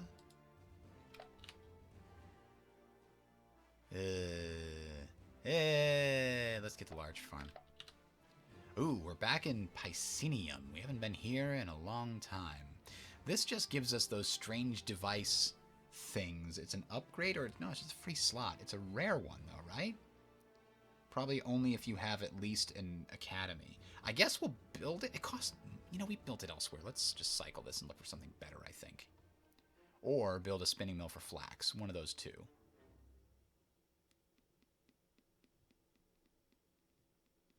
Is there anything adjacent to this that needs cloth as a bonus good that isn't getting it? No. No. No. And no. So to that extent, I don't think Piscinium would be great having a spinning mill. Let's cycle. But Piscinium is also feeding this whole area. So maybe we instead get wells, which is a % food bonus. Yeah, let's get wells. Not necessary. A vineyard seems like the best option here.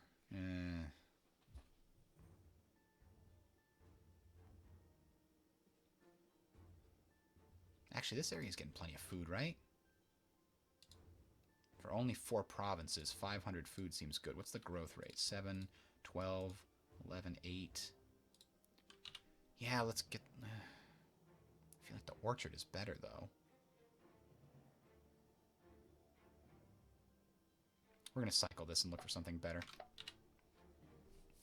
Over here, we just took control of this here. Clear water seems like a good idea. We don't have a specific setup for these, so let's just riff on what's already there. Ooh, military academy. And yet, we know that this place has a massive problem with infrastructure. We've got to build a clay pit.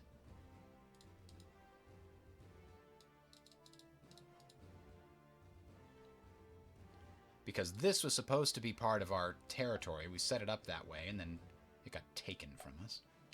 So this is going to be our infrastructure hub once we get it back. An infrastructure hub. Down here, massive walls would be great, considering the position of this area.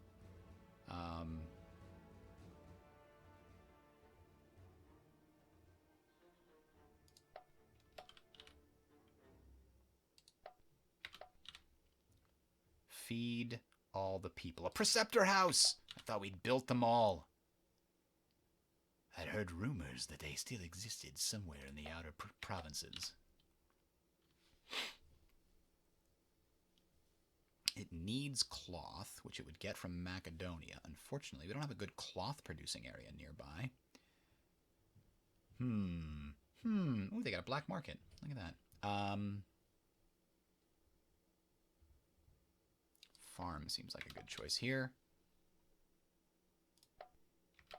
All right, that's the end of that. Let's hit the next turn. Yeah, me and the private prison lobby, we're the only ones that are that happy about prisons. But prisons, they cost money, but they give me loyalty and decadence reduction. And that's a great deal. I have tons of money, and I need the other two things, is what prisons give me is very good. So yeah, we won that battle.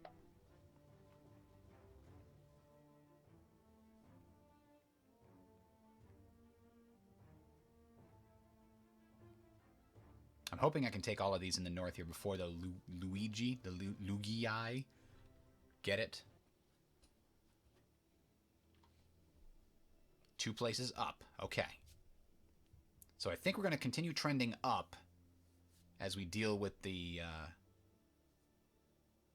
or rather, gain the benefit of no longer having that Golden Age penalty on our decadence. I don't know who you are.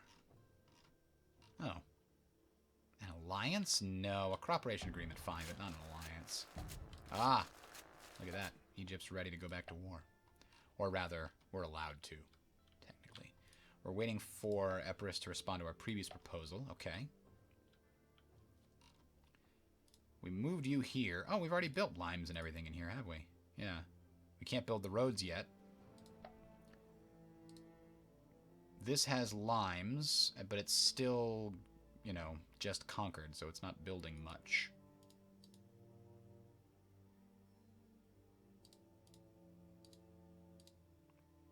I don't think this is going to be a money-making area. It's just going to do food and structure, and then maybe a few people down there on culture. All right. What is this? This is... Oh, this is the beginning of my mountain army. The problem is these 2 regions are not producing enough equipment, so it's going to take quite a few turns for them to build all of this. That's fine. We just need to know... we get a training ground. Yep, perfect. This is getting roads. That will help. We need equipment production. I think the Imperial Legion camp has some built-in equipment production. No. What is producing my equipment? There we go. Stables is producing my equipment. And the Mercenary Recruitment Center produces a little bit of equipment too.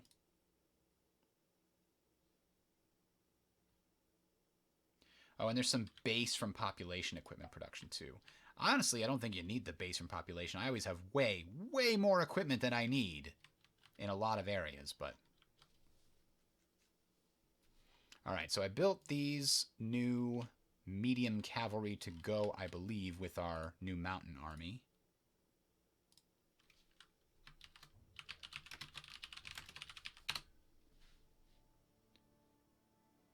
And we got to give them a nice leader. Only in open terrain, really, strategist? Well, it's the only 1/1 we have that doesn't have pampered, which would completely defeat the purpose of a good mountain army. So I guess you'll also get bonuses in the plains there. Now the Rete cavalry was also going to go meet somebody. I can't remember who. So I'm just going to move them here, and when we come... It's definitely somebody down in this corner.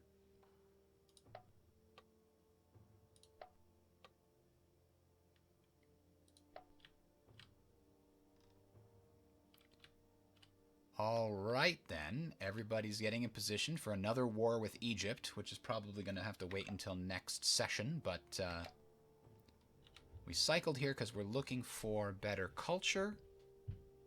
We don't need these infrastructure ones, I don't think. Do we need a clay pit or a charcoal pile? Do we need coal or do we need stone produced in this area? This is producing stone. This doesn't have coal, huh? Okay, we do actually need that charcoal pile. I hate to do it because it's so weak, but okay. This is one of our newly formed provinces over here. We haven't really turned it into something valuable yet. Cultural site. We'll get the roads later. Now, here in this capital...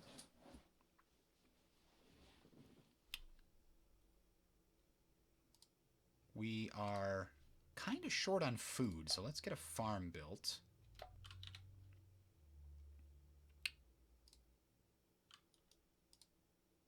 We actually have a lot of regions building food. I think that's by mistake. This probably should be more like this. Yeah, because when it grows, it automatically puts the people into the food category. So that probably means that Chios was also not supposed to be food-based.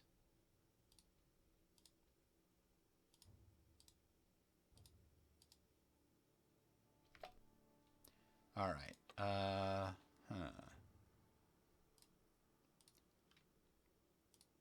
This area is going to take a while, but it's going to do land reclamation. And we do need a wheel maker here. Yep, that's good. This region needs that infrastructure.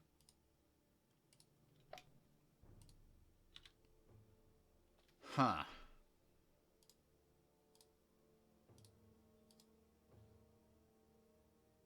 We don't need that loyalty. Crafter district.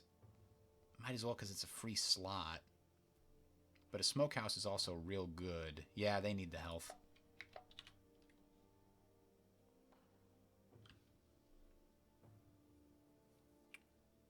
Infrastructure here seems unnecessary. Because is it missing stone? No. Nor is it missing charcoal. Or coal, rather. We don't need that. This is our non-military area for the most part. Although we do build Rete cavalry occasionally, so let's build the archery. This area is about to be transformed forward to somewhere else, so we're getting rid of that. This is where they tore down the local palace, and so we no longer have to deal with that decadence. You know, we don't have any purple buildings, and the street parlor's a good early one. Monument is also real good here, but let's get the irrigation system. Worship Palace for loyalty. Or preserved food store for health. Yeah. Now this doesn't have any secondary options. It could be culture. Or it could be money. Money's not as good. Let's do culture. So that being said, we need some more purple buildings. Oh, that's no great. This is a brand new area, though. Just recently conquered. This is not going to be ours for long. This is like all of the things, apparently. It's got 3 specialties. But it doesn't have a crafter district. Wow, I've gone this long without building a crafter district here? That's kind of crazy. You know what we also need? We need paved roads in our big hubs. So let's get... That occurs to me now that... yeah.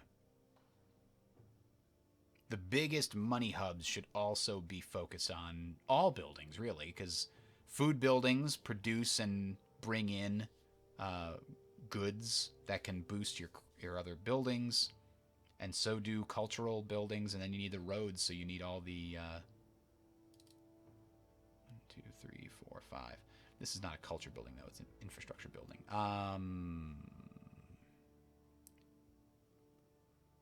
Missing bonus. Gymnasium is meh. We don't normally need the manpower. Let's cycle.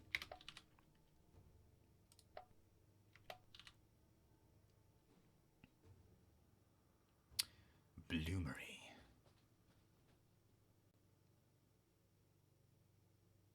Coal can be imported from other people. Should be imported from me.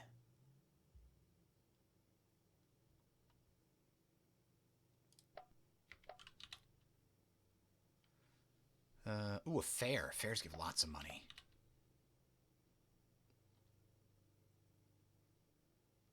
All right.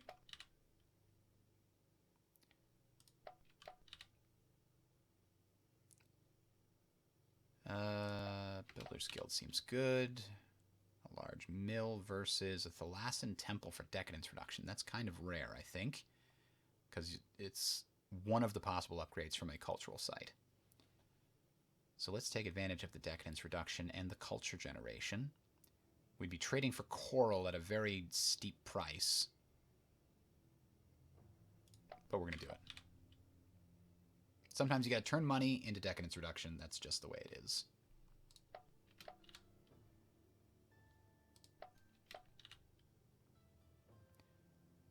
A racing track would fix the loyalty problem here for a long time to come. And it would give a decent amount of money. Ugh. 15 decadence extra plus with all the other negative bonuses that come along with it. Wow. Fair here is actually very profitable. The only thing we don't have is olive oil. This has a small loyalty bonus too. Let's get this. Now here, we've been looking for a good loyalty bonus for the capital. I feel like racing track or a Nemauchia would be better than a gladiator school where we're paying money. We don't... Yeah, that's no good. Umbria is stuck in the middle here. A bank would need trading. It's not really a power hub for our money, though. Infrastructure is a big problem here. Yeah, damn. What is supposed to be our infrastructure hubs, and why aren't they building better infrastructure buildings? Is this pretty much done? It's got as much as it can do.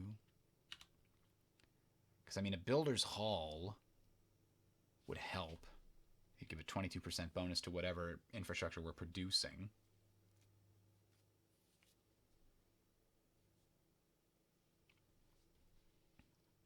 waste it, though, because... Yeah, let's get the loyalty bonus from this. Now, down here, this is part of the same region. And this is also going to take a while to build something. Ooh, this is perfect.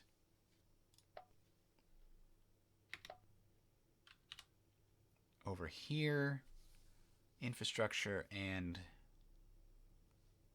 crappy options. Let's get the wells so that our food doesn't need people on it. This kind of needs wells for exactly the same reason. All right, and they're done. Let's do another turn.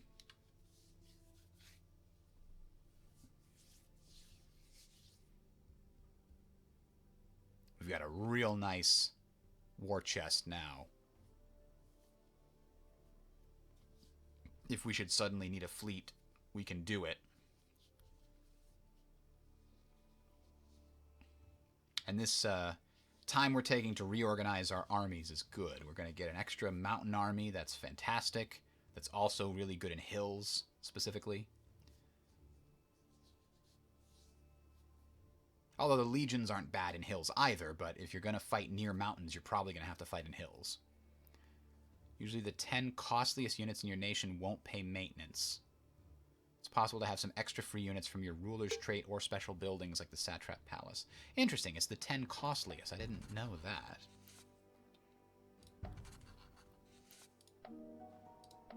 Pontus, the trade deal you can have is to become my client state. That's the trade deal we can get.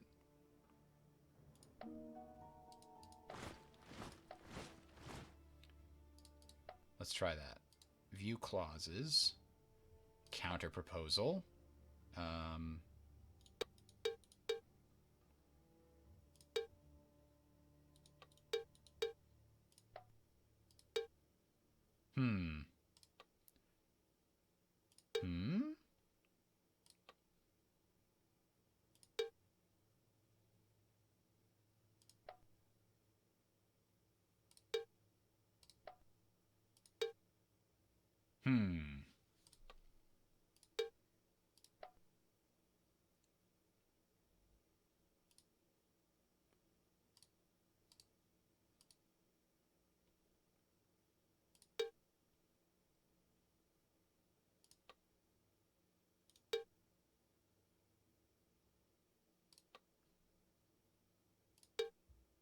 Wow.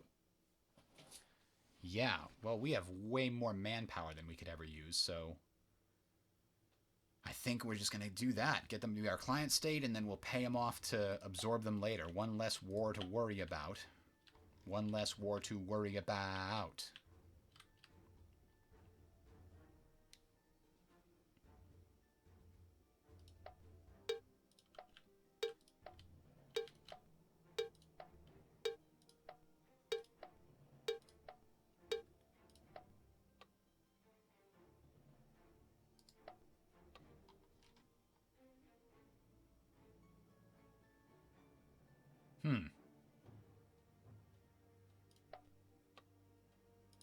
Now, we're still short this province.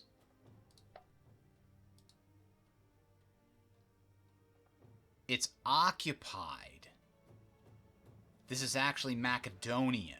That's why I can't buy it from Epirus. Okay, good to understand that properly. Yeah, look at that. We peacefully took over Illyria and Dalmatia. Very nice.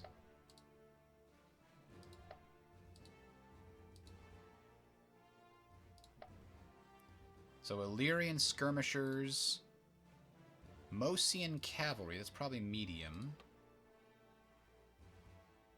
I've never seen a provincial light cavalry, that would be nice, but yes. So medium, we've got a new place to generate horses from, basically. And then Dalmatia we won't know until we make the province, which is happening this turn. Alright. Looks like these ones have reached it. Perfect. Look at that. Assault 2 is complete, except they need some archers. They do. They need some archers. We sent some archers over here that were extras, as I recall, but they're not here yet.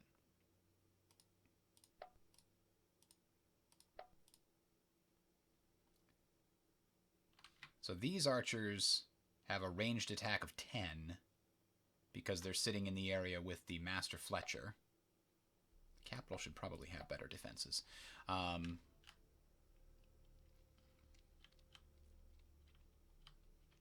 Mountain Army is continuing to evolve. The Vanguard has all the forces it will require.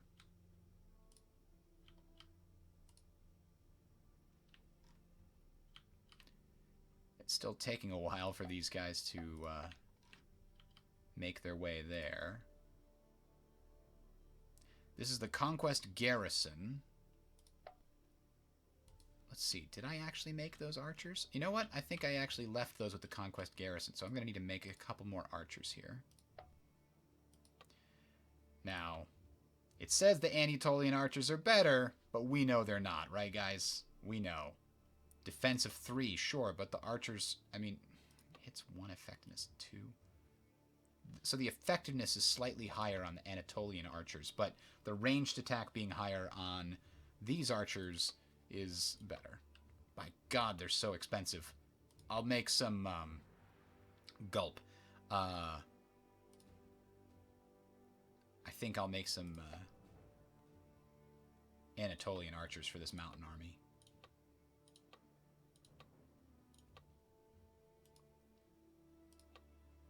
Oh, actually, that's right. Anatolian archers are mountain. That's the other thing you get when you get them. So 1, 2, 3, 4, 5, 6. So that's perfect. I forgot about that. So now the mountain army will also have archers that are better in mountains.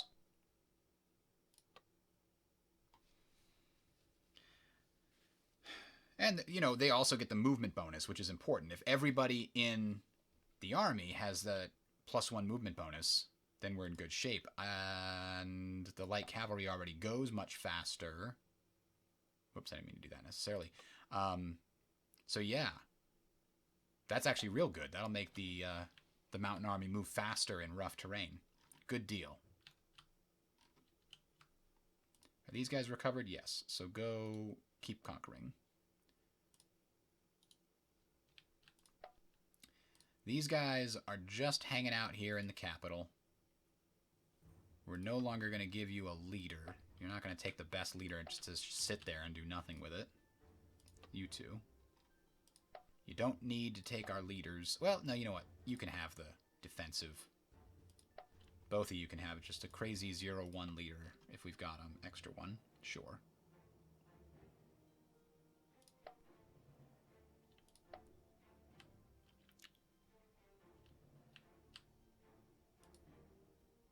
There's the reserve army. So this conquest garrison is going to sit in the capital for a little bit to get its units upgraded. This will sit next to the capital so it doesn't take away. And okay, all armies are making their way towards the spot they need to be in.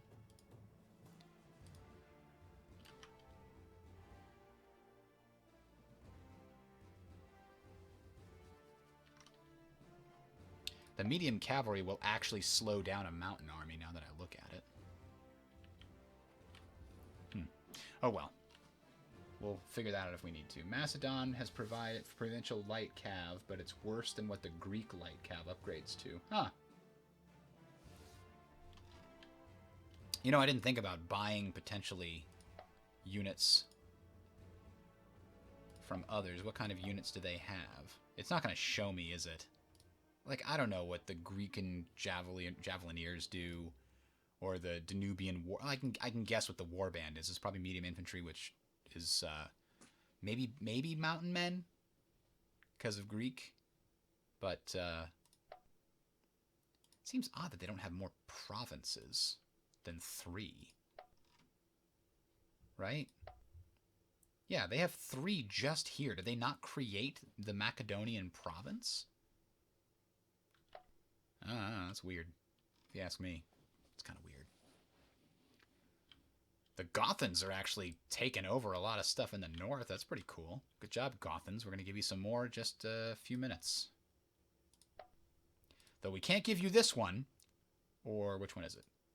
It is this one, isn't it? Why doesn't it have an objective there? Or did we give it away by mistake? I swear we had an objective. There's one, but I... Huh.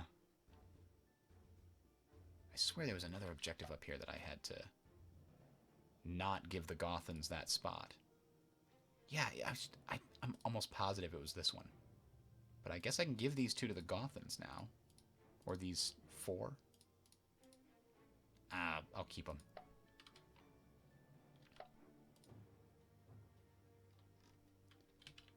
The Gothans aren't going to develop them very well. Alright, let's check buildings.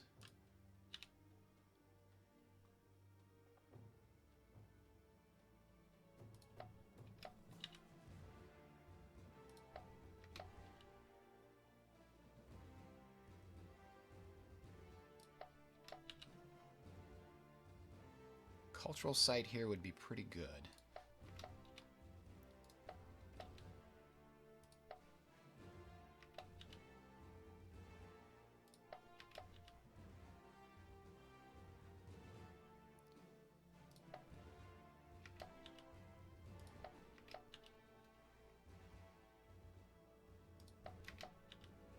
We cycled over here because we were looking for something better.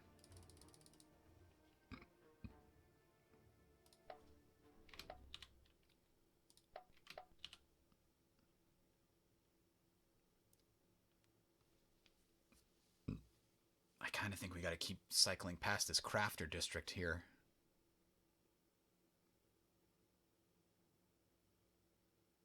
"15 turns. What's wrong with this region's infrastructure?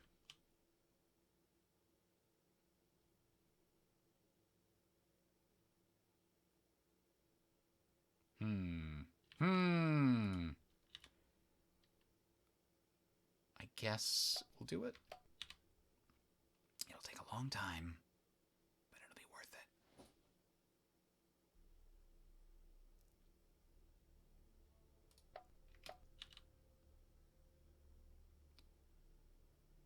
And in the end, don't we want these to take a long time so I don't have to do them every damn turn?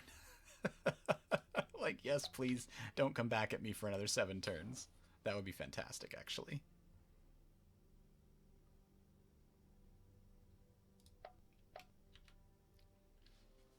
Here, oh yeah, school, for sure. A sacred estate gives a nice bit of culture and loyalty. Yeah, that's a good one. Now, Latium we cycled because we were looking for something that would give us better loyalty, and it gave us noble gardens, which we have to say no to. I feel like Rome is going to revolt against itself before we get a good loyalty building option there. Basilica has a lot of culture and some loyalty. Costs a little money, but I think that's a good fit for this Umbrian area. Ah, there we go. A commercial port for an area that has got a bank and all these other upgrades. We definitely want the commercial port for that +1 trade range bonus and the extra 16% commerce. We don't actually have this area specialized at all, do we? In such a case as that, we must now do. So this is all mountains, huh? Yeah, mountains and forests. Well, hills and forests. Let's find out which ones have... This is definitely a food-specific. And... Yep, that's how we're going to do this. So then... If this is definitely food and infrastructure... This doesn't have a lot of food options. This does. This is our other food area. It's not really infrastructure either, necessarily.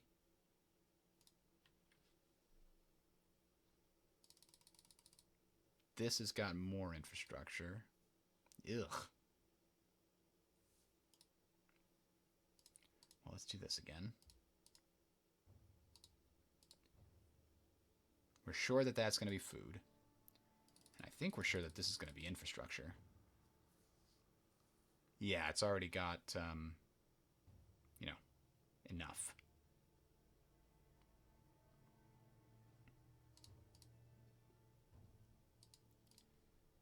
And then in that case, this can be whatever we want.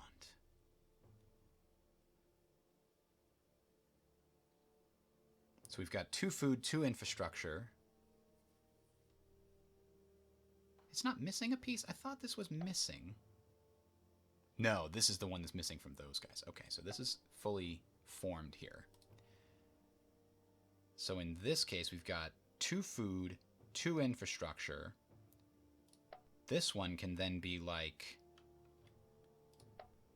money and it's got a natural iron trade good. That's good. This one can be money and culture.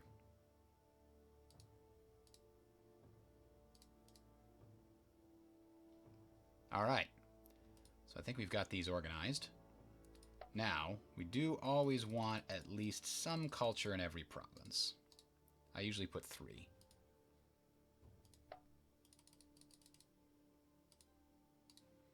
Because that way we can get closer to the legacy points across our spectrum. And it helps counter our decadence. Ooh, a ceramics works. That's a pretty good spot for one with all that culture and money. I don't think I can say no to that. All right, that's the last one. Let's call it there. We're going to end the turn and then save. We're actually a little past our normal time here. Thank you for that note, Radical Hippo, about the Macedonian light cavalry. That's interesting. Have to remember that for the next playthrough. That'd be fun to play a Spartan playthrough, but I feel like they might be nearly as overpowered as the Romans. Maybe not quite as much. I don't know. Maybe it's a difficult thing to do. The tribals certainly got to be a different experience, right? They must not have a lot of good buildings or something. I'm not sure why, but everything I take over these tribal areas that have been tribal areas for a long time, and they don't have the most basic buildings you can get. Which seems kind of weird. But maybe they don't have access to them. Or maybe the AI just like puts everything on culture and money and just says, whatever, infrastructure? Who needs infrastructure? All right. So we're still solidly in the middle tier here. I'm not sure what else we're going to do to improve that situation. Conquering more of Egypt is not going to make it better.